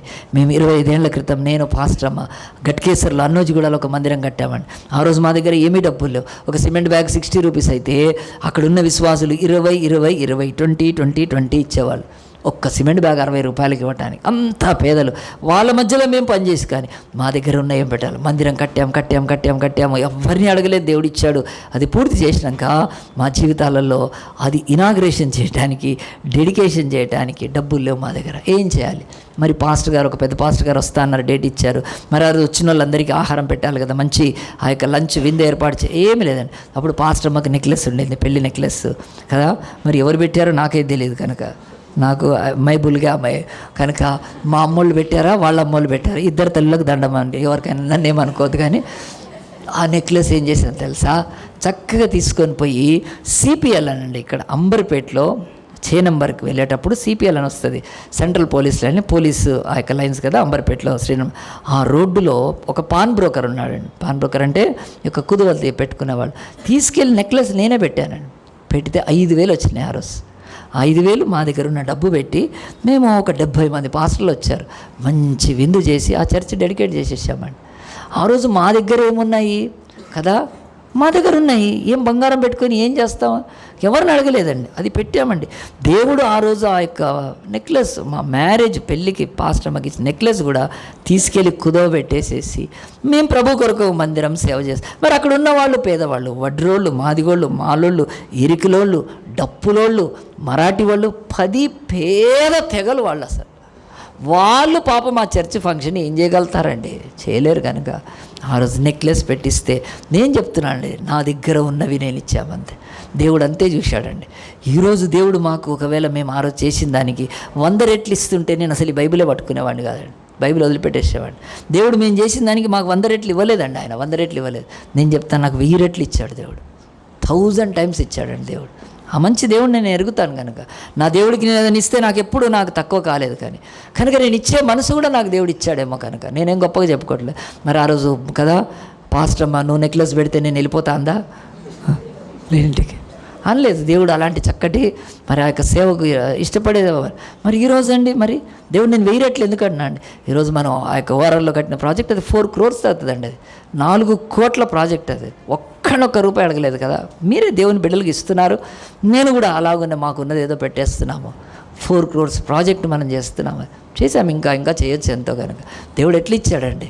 దేవుడు అంటున్నాడు, మా బ్రతుకుల్లో బంగారానికి విలువ లేదండి. ఇక నేను బంగారం పెట్టుకోను, నాకు అది అసహ్యం. కనుక బంగారం పెట్టుకొని అన్ని బంగారు పెట్టుకొని బంగారు చైన్ వేసుకొని మెడలో చైన్ వేసుకొని ఆ బర్రెకి వేసినట్టు దానికి వేసినట్టు వేస్తే ఎవడో ఒకటి నక్సలైట్ నన్ను పట్టుకపోతే వాడు వేళ్ళకు నరికి వేరేస్తాడు. దేవా నా దగ్గర ఏమి లేదు, అది ఎందు వాక్యం ఉండను, వాక్యంలో లేదు, నాకేం లేదు ప్రభు. వాడికి వాక్యం చెప్తాను, నక్సలైట్లు 2 రోజులకు వదిలిపెట్టేస్తాను. పోరా నువ్వు వీడికి వెళ్ళిపో, నువ్వు మా దగ్గర కన్నా ఏమీ లేదండి. బంగారానికి అట్లా విలువే ఇవ్వను, నేను ఇవ్వనండి. మీరు ఇచ్చుకోండి, అది ఏం లేదు. బంగారం పనికి వస్తుంది, దాచిపెట్టుకోండి, పెళ్ళిళ్ళకి అన్ని పనికి వస్తాయి. నేను బంగారానికి వ్యతిరేకం కాదు, మనపురానికి అసలు వ్యతిరేకం కాదు. ఆలోచించండి. ఆ రోజు మేము పాస్టర్ మాకున్న ఆ యొక్క చిన్న నెక్లెస్ అది పెట్టి చేయటం అంటే మనకున్న ఏదైనా ప్రభువుకు పెట్టాలండి, సేవకు పెట్టాలి. కానీ నేను అంతకుముందే నేను అలాగున పెట్టాను కూడా. దేవుడు నాకు వాక్య జ్ఞానం లేకపోతే ఈ యొక్క గ్రంథాలు లేకుంటే బుక్స్ చదివానండి. చైనా ఇన్లాండ్ మిషన్, ఆ యొక్క హడ్సన్ టేలర్ కానీ, ఎలిఎఫ్, ఆయన జాషువా డానియల్ కానీ, ప్రపంచంలో పెద్ద సేవకులు వాళ్ళ బ్రతుకులు చదివినప్పుడు నేను ఏ పాటి వాడిని ప్రభా, నేను నథింగ్, డస్ట్, నేను దుమ్ము వాళ్ళ కాలం ముందు. అని దేవుని సేవలోకి వచ్చినాను కనుక బహుశా దేవుడు ఇవన్నీ కూడా నా ద్వారా జరిగించుకొని ఉంటాడు తప్ప, నోవాహు బైబిల్ చెప్తా, నోవాహు అర్పణ అది సమర్పణకు గుర్తుగా ఉంది, ఫెయిత్కి గుర్తుగా ఉంది. అతడు ఏం చేశాడండి, తన జీవితంలో దేవుడికి అది ఇచ్చి ఫెయిత్ని కనపరుస్తున్నాడు కనుక దేవుడు నా జీవితంలో దేవుడి యొక్క సంగతి బైబిల్ చెప్తుంది.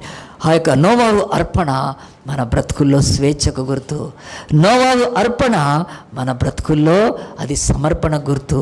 మూడవది, నోవాహు అర్పణ మన జీవితంలో విశ్వాసానికి గుర్తు, ఫెయిత్. భూమి మీద అంతమంది నశించిపోతే నోవాహు ఎందుకంటే అతనికి ఫెయిత్ ఉంది కనుక.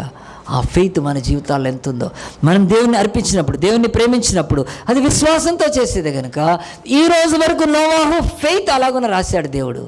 అది ఎక్కడుందో చూద్దామా? హెబ్రీ పత్రికలో దేవుడు నోవాహుని గురించి మాట్లాడుతున్నప్పుడు నోవాహు ఓడ కట్టాడు, మంచి కలర్ వేశాడు అనేమి రాయలేదండి కదా. నోవాహు ఓడ చేశాడు, మంచి ఫిట్టింగ్ చేశాడు. నోవాహు ఓడ కట్టాడు, చాలా నైపుణ్యం. ఇవన్నీ కాదండి. నోవాహు ఓడ కట్టితే బైబిల్ 11వ అధ్యాయం చదువమ్మా, చదువు. విశ్వాసాన్ని బట్టి నోవాహు అది వరకు చూడని సంగతులను గురించి 7వ వచనం అండి, 11:7లో చూడండి. హెబ్రీ పత్రిక 11:7, హెబ్రీ పత్రిక 11:7 చదవండి సిస్టర్. దేవుని చేత హెచ్చరింపబడి భయభక్తులు గలవాడై తన ఇంటి వారి రక్షణ కొరకు ఒక ఓడను సిద్ధం చేసెను. అందువలన అతడు లోకం మీద నేరస్థాపన చేసి విశ్వాసమును బట్టి నీతికి వారసులు. చాలా సిస్టర్ వాక్యాలు అన్నీ కూడా మనం చదువుతూనే ఉంటాం. దేవుడు నోవాహులో ఏం చూస్తాడు? ఫెయిత్ కనుక నోవాహు అర్పణలో ఫెయిత్ ఉంది కనుక. ఈ వాక్యాన్ని ముగించే ముందు దయచేసి ఆ యొక్క ఆదికాండం 8వ అధ్యాయంలోకి రండి. మరి దేవుడు ఇలాగున అతనిలో ఆగ్రహించి సంతోషించాడంటే ఆ వాక్యం తీసుకుంటే దేవుని యొక్క వాక్యంలో మనకు ఈ యొక్క ముగించే ముందు ఈ మాట చదువుకుందాము. 21. అప్పుడు యెహోవా ఇంపైన సువాసన ఆగ్రహించి ఇక మీదట నరులను బట్టి భూమిని మరలా శపించింది. ఎందుకనగా అన్నాడు కదా, అంటే ఆయన ఆగ్రహించింది. మంచిగా వినండి, బైబిల్ చెప్తుంది ఆ కాలిపోతున్న, ఆ కాల్చబడ్డ ఆ పశువులు, ఆ పక్షుల యొక్క ఆ యొక్క కాలుతున్న వాసన కాదండి. దేవుడు దీనికి సంతోషపడ్డాడు తెలుసా అండి? ఆయన భయపడండి. దేవుడు నోవాహు హృదయాన్ని చూస్తున్నాడు. నోవాహు హృదయములో ఒక వాసన ఉంది. ఆ నోవాహు హృదయములో నుంచి ఆ యొక్క సుగంధ పరిమళం లాంటిది వస్తుంది. అదేమిటంటే ఫెయిత్. అదేమిటంటే తనకిచ్చిన ఫ్రీడంలో గాడ్నే చూసుకోవడం. ఆ యొక్క హృదయంలోంచి వస్తున్న వాసన ఏమిటంటే దేవుడికి నచ్చింది. అతనిలో కృతజ్ఞత ఉంది. చేసిన మేళ్ళు భూమి మీద మర్చిపోతున్నారు ఈరోజు. చేసిన మేళ్లను మనుషులు ఈజీగా చెయ్యనట్టుగా నటిస్తుంటే దేవుడి యొక్క బిడ్డగా అతని మనసులో ఉన్న ఒక గొప్ప కృతజ్ఞతను దేవుడు చూస్తున్నాడు. నేను చెప్పానా ఏమని? చెప్పలేదు. నేను అడిగానా? అడగలేదు. నేను బలవంత పెట్టానా? బలవంత పెట్టలేదు. నేను భయపెట్టానా? భయపెట్టలేదు. నేను అతన్ని బ్లాక్మెయిల్ చేశానా? చేయలేదు. అయినా స్వచ్ఛందంగా ఇచ్చాడు కనుక ఆ వాసన దేవుడికి ఇంపైనది. ఆయన మనలాగా నాన్ వెజ్ వెజిటేరియన్ దీని వాసనలు ఇష్టపడే దేవుడు కాదు. ఆయనకు అవసరం లేదు కనుక ప్రియ దేవుని బిడ్డలారా, ఏ మాటలు చెప్తున్నా. దేవుడు ఎప్పుడైనా సంతోషపడితే ఏం చేస్తాడు? ఆయన వాగ్దానం చేస్తాడు. 2 ముక్కల్లో చెప్తాను. దేవుడు ఏం చేశాడో తెలుసా? ఆయన అంతగా సంతోషపడి ఈ కృతజ్ఞతా బలికి ఆయన ఒక ప్రమాణం చేసేసాడు. ఏమిటంటే, ఇక మీదట నేను నరులను ఇలాగున నాశనం చేయను, ఇక భూమి మీద ఎన్నడూ ఇలాంటి వర్షాన్ని కురిపించాను, నా ప్రామిస్ అన్నాడు. అంతే, నేను వాగ్దానం చేస్తున్నా నేను అని దేవుడు వాగ్దానం చేసేసాడు. వాగ్దానం చేసి ఏం చేశాడంటే ఆ వాగ్దానంలోది ఆయన పలికాడు. అది చదువుతాను చూడండి దేవుని యొక్క వాక్యములో 22. భూమి నిలిచినంత వరకు వెదకాలమును, అంటే విత్తే కాలము, విత్తనాన్ని విత్తే కాలము, వెదకాలము, కోతకాలము, పంట వస్తే కోసుకోవచ్చు, కోతకాలం ఉంటుంది. శీతోష్ణములు, శీతలం అంటే చల్లము, ఉష్ణం అంటే వేడి, వేడి చల్ల 2. ఆ తర్వాత వేసవి శీతాకాలాలు ఉంటాయి. ఒకే సీజన్ కాదు, డిఫరెంట్ సీజన్స్ ఉంటాయి. రాత్రి పగలుంటాయి. ఉండక మానవని తన హృదయంలో అనుకున్నాను. గట్టిగా చెప్పలు కొట్టాలని. ఇది ఏమి నోవాహుకు అంటే, నోవాహు నువ్విచ్చిన కృతజ్ఞతకు ఇక భూమి మీద నీ పిల్లలు ఎన్నడూ కూడా చలికి చచ్చిపోరు. చలొస్తుంది, ఆ తర్వాత వస్తుంది. భూమి మీద చెట్లు, పొలాలు, పంటలన్నీ నాశనం అయిపోయినాయి. ఇక భూమినంత వరకు మీరు విత్తనం విత్తుకొని కొత్త కోసం నీ పిల్లలు ఇక చావరు, నేను ప్రామిస్ చేస్తున్నాను. అంతేకాదు ఒకే సీజన్లో ఉండి బాధపడనక్కర్లేదు. సీజన్స్ నేను చేంజ్ చేస్తుంటాను. అంతేకాదు ఉంటే రాత్రి పగలు కూడా చెప్పాడు. ఎందుకు వీళ్ళు ఓడలో ఉన్నప్పుడు రాత్రే 40 దినాలు వాళ్ళకు ఏమీ కనిపించలేదు. ఆకాశ తుమ్మలు ఉంటే చీకటి, వాళ్ళు లోపడున్నారు, బయట చీకటే, లోపల దీపాలు పెట్టుకున్నారేమో. కానీ 40 డేస్లో 40 నైట్సే, డే అండ్ నైట్ లేదు అతనికి, నైట్ ఆఫ్టర్ నైట్. ఎందుకంటే చీకటి. నీ పిల్లలకు అట్లుండదు, పగలు ప్లస్ చేస్తున్నావు అన్నాడు. దీనికి ఏమైనా డౌటా అన్నాడు. ఏమి లేదు ప్రభా అంటే, గుర్తిస్తున్నాను కదా చిరకాల ప్రేమకును కదా ఆ యొక్క దేవుడిచ్చిన బంధకానికి కదా అని ఒక ఉంగరం పెట్టిస్తాం మేము కదా, గుర్తుపెట్టుకుంటారు కదండి. సో దేవుడు అన్నాడు, ఈ యొక్క నిబంధనకు నీతో చేస్తున్న దానికి గుర్తేంటో తెలుసా? చూడటు ఆకాశములో 7 రంగుల ఒక ధనస్సు కనిపిస్తుంది. దాన్ని మన దగ్గర ఇండియాలో ఏమనంటారంటే ఇంద్రధనస్సు అంటారు. దయచేసి ఆ మాట వాడద్దు ఇప్పటి నుంచి. ఇంద్రుడు లేడు, చంద్రుడు లేడు. ఇంద్రుడి దగ్గర 3 డ్యాన్స్ చేస్తారు. ఎవరాళ్ళు? ఇలాంటివి చాలా అసహ్యంగా. క్యాబరా డ్యాన్స్ చేస్తారా, ఏ డ్యాన్స్ చేస్తారా వదిలేసి, ఇలాంటివన్నీ కూడా అసహ్యం కనుక దాన్ని తెలుగు భాషలోకి ట్రాన్స్లేట్ చేస్తున్నప్పుడు బైబిల్లో అలాగ చేశారు. కానీ అప్పటికి అర్థం కాదని ఇంద్రుడి ధనస్సు లేదు, చంద్రుడి ధనస్సు లేదు, ఎవడి ధనస్సు లేదు, ఇంద్రధనస్సు. ఇది పెట్టుకోండి, బైబిల్ చెప్తుంది. చెప్పండి, నిబంధన ధనస్సు, కవనెంట్ బో, రెయిన్ బో అంటున్నాం. వర్షానికి వస్తుంది కనుక సైన్స్ వాళ్ళు రెయిన్ వచ్చినప్పుడు వస్తుందని రెయిన్ బో బో అంటే విల్లు కనుక విల్లు ఇలాగున ఉంటుంది కదా, అలాగున దేవుడు ఈ యొక్క ధనస్సును నిబంధన ధనస్సు. దాంట్లో ఎన్ని కలర్స్ ఉంటాయి? 7 కలర్స్ ఉంటాయి. సైన్స్ డెవలప్ అయినాక విబ్జిఆర్ అని మనం చదివాం కదా, 7 రంగులు ఉంటాయి. 7 రంగులు ఎందుకు ఇచ్చాడు? 7 సంపూర్ణతకు సూచన గనక. నోవాహు భూమనంత కాలము నా నిబంధనను నేను మీరను. నేను ఎప్పుడైనా వర్షాన్ని పంపిస్తూ ఉంటే ఆ యొక్క రెయిన్బో నిబంధన కనిపిస్తుంది. నేను ఆపేస్తాను వర్షం. ఎందుకో తెలుసా? నీవు అర్పించిన ఈ కృతజ్ఞత అర్పణ నా గుండెను సంతోషపరిచినాయి, నా మనసును సంతోషపరిచినాయి. నీకెన్నడూ నేను మానవులను నాశనం చేయను భూమినంతకాలం. ఈరోజు సైంటిస్టులు ఏం చెప్తున్నారంటే కొన్ని రోజులకు మనకు ఆ యొక్క ఆహారం ఉండదు, అది ఉండదని చెప్పి ఈరోజు సైంటిస్టులు చాలామంది చెప్తారు. కానీ ఎవడి మాట నమ్మొద్దు, మీరు గుర్తుపెట్టుకోండి. ఎందుకో తెలుసా? ఈ బైబిల్ కంటే కూడా ఎవడు గొప్పగా చెప్పలేడు. ఎందుకంటే వాళ్ళు ఏం చెప్తున్నారంటే రియల్ ఎస్టేట్ ఎక్కువైపోతే భూమి మీద మనుషులందరూ కూడా ఆ యొక్క పొలాలను నాశనం చేస్తూ రియల్ ఎస్టేట్ బిల్డింగులు అవి ఆ యొక్క ప్లాట్లు అమ్ముతూ పోతే నిజంగా న్యాచురల్గా హార్వెస్ట్ తగ్గుతుంది. దాంతో ఆహార కొరత భూమి మీద వస్తుంది. అసలు ఒకరోజు ఆహారం ఇవ్వడదని భయపెడతారు, కానీ ఏమీ భయపడద్దు. అలాంటి వాళ్ళు చెప్పినప్పుడు ఏం చేయండి, నోవాహు తీసి 8:22 చదివేసేసేయండి.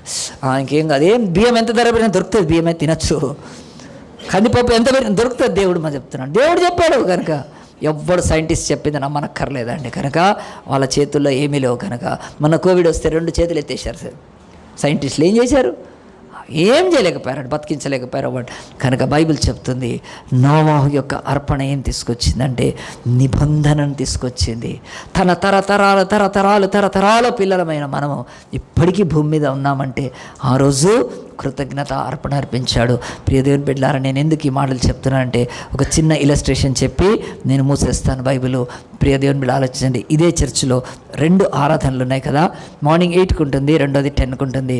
ఒక అమ్మాయి మరి ఆ యొక్క చర్చ్కి వచ్చింది, ఆరాధనలో కూర్చున్నాక ఇక్కడ ఆ యొక్క విజ్ఞాపన ప్రార్థన చేస్తుంటే నాకు వచ్చి ఒకళ్ళు ఏం చేశారు, ఒక అమ్మాయి వచ్చింది, తను మిమ్మల్ని బయటికి అర్జెంటుగా రమ్మంటుంది, ఏదో ఉన్నంటే నన్ను ఇప్పుడు ఆరాధన అయిపోయినాక కలుస్తానంటే లేదు వాళ్ళు పొద్దున్నే ఆరాధనకు వచ్చారు, అప్పుడు ఆరాధన లేదు. ఎందుకంటే కోవిడ్ తర్వాత ఫస్ట్ ఆ యొక్క వర్షిప్స్ ఏమీ లేవు, ఒక్క వర్షిపే గగనం అయిపోయినప్పుడు ఆ అమ్మాయి వచ్చి కూర్చొని చేసిందంటే నాకు అర్థమైంది, పాపము తను తెలియక ఫస్ట్ సర్వీస్కి వచ్చి ఇంతసేపు కూర్చుంది, ఇప్పుడు వెళ్ళిపోవాలనుకుంటుందేమో అని నేను లేచి విజ్ఞాపన ప్రార్థన చేస్తుంటే బయటికి వెళ్ళి ఆ మెట్ల దగ్గర నిలబడి ఉంది.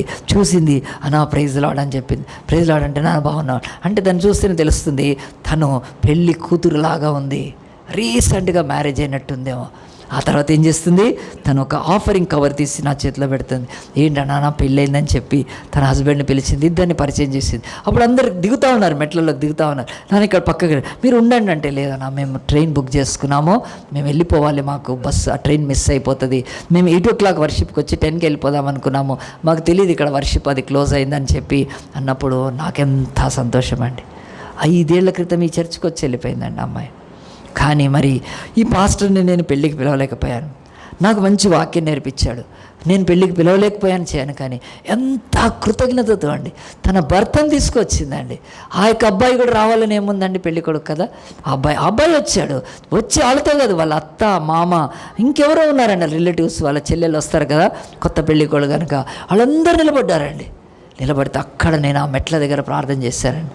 చేస్తుంటుంటే నాకెంత సంతోషం అండి. ఇప్పుడు 5 ఏళ్ల క్రితం ఆ అమ్మాయి చర్చ్ వదిలిపెట్టి వెళ్ళిపోతే ఆ అమ్మాయి హృదయంలో ఎంత మంచి మనసు ఉందండి. నా చేతికి ఇచ్చిన డబ్బులా అండి కదా, నాకు కృతజ్ఞత కళ్ళల్లో లేదు. ఎంతమందికి ఈరోజు కృతజ్ఞత ఉందండి? ఈరోజు తల్లిదండ్రుల పట్ల కృతజ్ఞత లేదు, ఈరోజు ఆ యొక్క గురువుల పట్ల కృతజ్ఞత లేదు, దేశం మనకేం చేస్తా, దేశ నాయకుల పట్ల, దేశం పట్ల కృతజ్ఞత లేదు, జాతి పట్ల కూడా కృతజ్ఞత లేదు. అట్లా బతికేస్తూ ఉన్నారండి మనుషులు. ఈ చర్చికి 5 ఏళ్ల క్రితం వచ్చిపోయిన అమ్మాయికి ఏం అవసరం అండి? కానీ అన్న దగ్గర నేను వాక్యం నేర్చుకున్నాను, అన్న నా కొరకు ప్రార్థన చేశాడు అని నమ్మకంగా తీసుకొచ్చి కానుక ఇచ్చి ప్రార్థన చేయించుకొని పోతుంటే నేను చెప్తున్నానండి. ఎందుకు ఈ మాటలంటే, ఈ చర్చు 1 year కాపాడాడు దేవుడు. ఇప్పుడు లాస్ట్ 17th year మనం వస్తూ ఇప్పుడు 18th yearలో ప్రవేశిస్తాం. 1 year కాపాడితే మనం ఏం చేయాలి? దేవుడు ఇష్టపడేది ఏమిటి? కృతజ్ఞత. దిక్కుమాలిన సంఘాల్లాగా కోతకాల పండగ అని చెప్పి ఒక పండగ కవర్కు వేయించి దాంట్లో మీరు కానుకలు పెడితేనే మీరు దీవెన పొందుతారు. అది బుద్ధిహీనత, అది బైబిల్ స్టడీ లేని కనుక. దేవుడేనాడు మనల్ని బలవంత పెట్టట్లేదండి. దేవుడు ఎలాంటి మనల్ని కూడా ఆయన ప్రెషర్ తోటి ఆయన ఏమి చేయడు. ఆయన అంటారు do it with a pleasure. అందుకని నువ్వు సంతోషంగా చేస్తే నాకు ఇష్టం బిడ్డ అని చెప్పే దేవుడే తప్ప. ఈ బైబిల్ ఈరోజు మనం ఏం నేర్చుకుంటాం తెలుసా అండి? ఈరోజు చెప్పాను కదా మెసేజ్లు చెప్తా అని. ఈ యొక్క నెలలో ఆ యొక్క పితరుడి యొక్క కృతజ్ఞత. నోవాహు ఒక పితరుడు ఈ భూమి మీద, ఎంత మంచి కృతజ్ఞత అర్పించి భూమి మీద రెయిన్బో ఆ యొక్క నిబంధన ధనస్సుకు కారణమయ్యాడు. భూమి మీద ఆ రోజు నుంచి ఈ రోజు వరకు వర్షం అట్లా పడలేదు. సునామీ వస్తే ఒక 2 లక్షల మంది చచ్చారు తప్ప భూమి అంతా సునామీ రాలేదు 2010లో కదండి. ఇప్పటికీ కాపాడబడుతుందంటే నోవాహు యొక్క అర్పణ అంత గొప్పది కనుక. ఆఖరికి అందరి బైబిల్ తీయండి, మాట చదివి ప్రార్థన చేసుకుందాము. మనందరం 1 తెస్సలోనికైలు 5:16 తీస్తే దేవుడు చెప్తున్నాడు, ఇది ఎందుకనంటే యేసుక్రీస్తులో దేవుడు మనకిచ్చిన ఆజ్ఞ కనుక, ఆయన చిత్తము కనుక. వెరీ గుడ్ అమ్మ. ప్రతి విషయమునందును కృతజ్ఞతలు చెల్లించుడి, ఇలాగు చేయుట యేసుక్రీస్తునందు మీ విషయములో చిత్తము. అందరం చెప్దామండి, మీరు బైబిల్ తీయలేకపోయినా నో ప్రాబ్లం. చెప్పండి. ప్రతి విషయమునందును కృతజ్ఞతాస్తుతులు చెల్లించుడి, ఇలాగు చేయుట యేసుక్రీస్తునందు మీ విషయములో దేవుని చిత్తము. ప్రార్థన చేసుకుందాం అందరం తల వంచి. దేవా, ఈరోజు మా బ్రతుకుల్లో కృతజ్ఞత అనేది మా యొక్క మధ్య వేలుకు సూచనగా ఉంది ప్రభా. ఈ మధ్య వేలు మేము నరికేసుకుంటే, మధ్య వేలు లేకుండా పుట్టింటే, మధ్య వేలు అనేదే మాకు ప్రభా లోపంగా ఉంటే ఎంత అసహ్యంగా ఉంటుంది ప్రభా. మేము ఎవరికి సెకండ్ ఇవ్వలేము, ఎవరికి కూడా అయ్యా చేతి తీసుకొని ఒక గ్లాస్ నీళ్ళు పట్టుకోవాలన్నా మన యొక్క ఆ యొక్క లోపం కనిపిస్తుందని కవర్ చేసుకోవాల్సి వస్తుంది. ఈరోజు క్రైస్తవుల బ్రతుకుల్లో ఈ మధ్య వేలు ఏదైతే ఉందో అది కృతజ్ఞతగా ఉండాలని దేవుడు ఆనాడే 5 అర్పణలు అర్పించినప్పుడు చెప్పినప్పుడు, బిడ్డ నీ యొక్క కృతజ్ఞతా బలి, కృతజ్ఞత అర్పణ నీ మధ్య వేలుకు సూచనగా ఉంది. మర్చిపోవద్దు. నీకెవరు మేలు చేశారో, ఎవరు సహాయం చేశారో, ఎవరు నిన్ను ఆదుకున్నారో, ఎవరు నిన్ను మరి దేవుని యొక్క కృపతో నడిపించారో మరువద్దు, విడవద్దు. నీకు చేతనైతే కృతజ్ఞత చెల్లించాలి. దేవా, సంవత్సరం 17 రోజులు ఈ ఓడలో కాపాడావు నాయన అని కృతజ్ఞతతో కూడిన ఒక బలిపీఠం కట్టుకొని, షెల్టర్ కాదు నా బ్రతుకులో ఆల్టర్ ఫస్ట్. దేవా, ఈ బలి అర్పణ లేకపోతే ప్రభా నా బ్రతుకులు ఇంకేముండదు. నన్ను కాపాడినవి నీవే. మరణ మృదంగములో 40 దినాల వర్షములో భూమి నశించిపోయినప్పుడు, పర్వతాలు మునిగిపోయినప్పుడు, మెట్టలు తత్తరినప్పుడు నా కృప నిన్ను విడిచిపోదు అని ఒకనాడు యెషయా భక్తుడు కూడా రాశాడు కదా.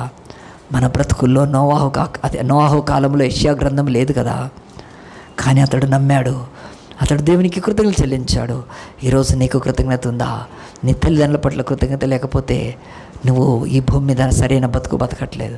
నీ గురువుల పట్ల, నీ సేవకుల పట్ల కృతజ్ఞత లేకపోతే నీ బ్రతుకు సరైనది కాదని నేను బైబిల్ ప్రకారం చెప్తున్నాను. నీకు సహాయం చేసిన వారిని నువ్వు లైట్ తీసుకొని చేశాడులే, ఏం చేశాడు అని తేలిగ్గా మాట్లాడుతున్నావా? ఆ సమయానికి నీకు ఎంత అవసరం ఉంటేనే కదా వారు ఆదుకున్నారు. మర్చిపోతున్నావేమో. వీళ్ళందరినీ మర్చిన నీవు యేసు దేవుడు చేసిన దానికి ఏం చెల్లిస్తావు? నువ్వు కృతజ్ఞత లేక బ్రతుకుతావు. కృతజ్ఞత పాటలు 10 పాడొచ్చు నువ్వు, కానీ బతుకులో కృతజ్ఞత లేకపోతే అది వ్యర్థము. కనుక దేవా, ఈ చర్చిని 1 year 17 years 17 days కాదు నాయన, 1 year మమ్మల్ని కాపాడావు. ఆనాడు నోవాహును 1 సంవత్సరం 17 దినాలు కాపాడితే కృతజ్ఞత మేము వచ్చే వారం నీ కృతజ్ఞత చెల్లిస్తాం ప్రభా అని మనల్ని మనం సమర్పించుకుంటూ ప్రార్థన చేసుకుందాం. యేసు ప్రభు 2 మేకులలో సిలువలో వేలాడుతూ ఆయన సమస్త బలులకు సమాప్తమైంటే సంపూర్ణ బలి, సమాధాన బలిగా భూమికి ఆకాశానికి వేలాడుతూ ప్రభా ఆ యేసు రక్తం కార్చి ప్రాణాన్ని అర్పించాడు కదా. యేసు యొక్క శరీరం ఆ రోజు కాలుతూ ఉంది ఎండకు, కొరడాలతో చీల్చబడి, ముళ్ళతో గుచ్చబడి, మేకులతో కొట్టబడి రక్తము కారుతున్నప్పుడు, ఎండకు అగ్నికి కాలుతున్నప్పుడు తండ్రికి ఇంపైన సువాసన గ్రహించాడు పరలోకపు. ఎందుకో తెలుసా? నోవాహు కాల్చినప్పుడు పశువులను, పక్షులనే కాల్చాడు. నోవాహు తన బాడీని ఏం పెట్టలేదు దాని మీద, దహన బలి మీద. కానీ తన కుమారుడు అర్పించుకుంటున్నప్పుడు, ఆ యొక్క యేసు అనే తన కుమారుడు సంపూర్ణంగా లోకం కొరకు సమర్పించుకున్నప్పుడు, తండ్రికి సమాధాన బలిగా అర్పించుకున్నప్పుడు తండ్రి సంతోషం. ఇతడు నా ప్రియ కుమారుడి, తని అందు నేను ఆనందిస్తున్నాను. భూమి ఆకాశాలు తనకి అన్ని నామాల కంటే తనకి పైనామని యేసు నామాన్ని ఇచ్చించేసేసాడు. ఆనాడు నిబంధనే కనిపించింది ధనస్సు, రెయిన్బో. కానీ ఈరోజు కల్వరి సిలువ నిబంధన ధనస్సు ప్రపంచానికి ఇస్తున్నాడు.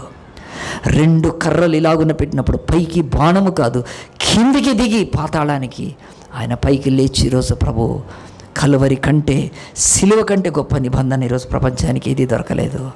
ప్రియదేవుని బిడ్డ, యేసు కృతజ్ఞత కలిగి ఉన్నాడు కదా, మరి నా బ్రతుకులో కలిగి ఉన్నామా లేదా ప్రశ్నించుకుందాం, ప్రార్థన చేసుకుందాం. జీవంగల దేవా, ఈరోజు నా తండ్రి నాయన, మా చేతికి 5 వేలు ఎందుకు ఉండాలో ఎందుకు నిర్ణయించావో అది బైబిల్లో కూడా ఉంది కనుక నాయన, ఈ యొక్క మధ్య వేలు కృతజ్ఞతకు సూచనగా ఉంది కనుక మా బ్రతుకుల్లో ప్రభా, ఈ యొక్క రెంటీసీ చర్చ్ స్టార్ట్ చేసి 17 years అయిపోతుంది ప్రభా. వచ్చే ఆదివారం మేము 18th yearలోకి ప్రవేశిస్తాం కనుక ప్రభువా, మా పట్ల నువ్వు చేసిన మేళ్లకు కృతజ్ఞతలు చెల్లిస్తూ నేను ఆరాధించుటకు మాతో మాట్లాడినందుకు స్తోత్రాలు. ఒక పితరుడి యొక్క కృతజ్ఞత నోవాహు ఓడ దగ్గర ప్రభా మేము నేర్చుకున్నాం కనుక మా బ్రతుకుల్లో కూడా కృతజ్ఞత కలిగి ఉండి నీ చిత్తాన్ని నెరవేరుస్తూ మేము ధన్యులవుటకు, కృతార్థులవుటకు, మా బతుకులు ప్రభా నా తండ్రి వర్ధిల్లుటకు ప్రభా కృతజ్ఞత కలిగి బ్రతుకుటకు మాకు నేర్పించమని, పెద్దబడిన వాక్యాన్ని నారకటి నిరిపోసి నూరంతలు ఫలింపచేయమని దేవా, మరొక్కసారి నోవాహు అర్పణ ప్రభా స్వేచ్ఛను, నోవాహు అర్పణ ప్రభా నాయన మా విశ్వాసాన్ని, నోవాహు అర్పణ మా సమర్పణకు నాయన తండ్రి మాట్లాడుతుంది కనుక అలాగ అర్పించుకునే భాగ్యాన్ని మాకు దయచేయమని, అన్ని నామాల కంటే పైనామమైన యేసు అనే సమాధాన బలి అయిన యేసు నామాన్ని బట్టి ప్రార్థించి వేడుకుంటున్నాము తండ్రి. ఆమేన్.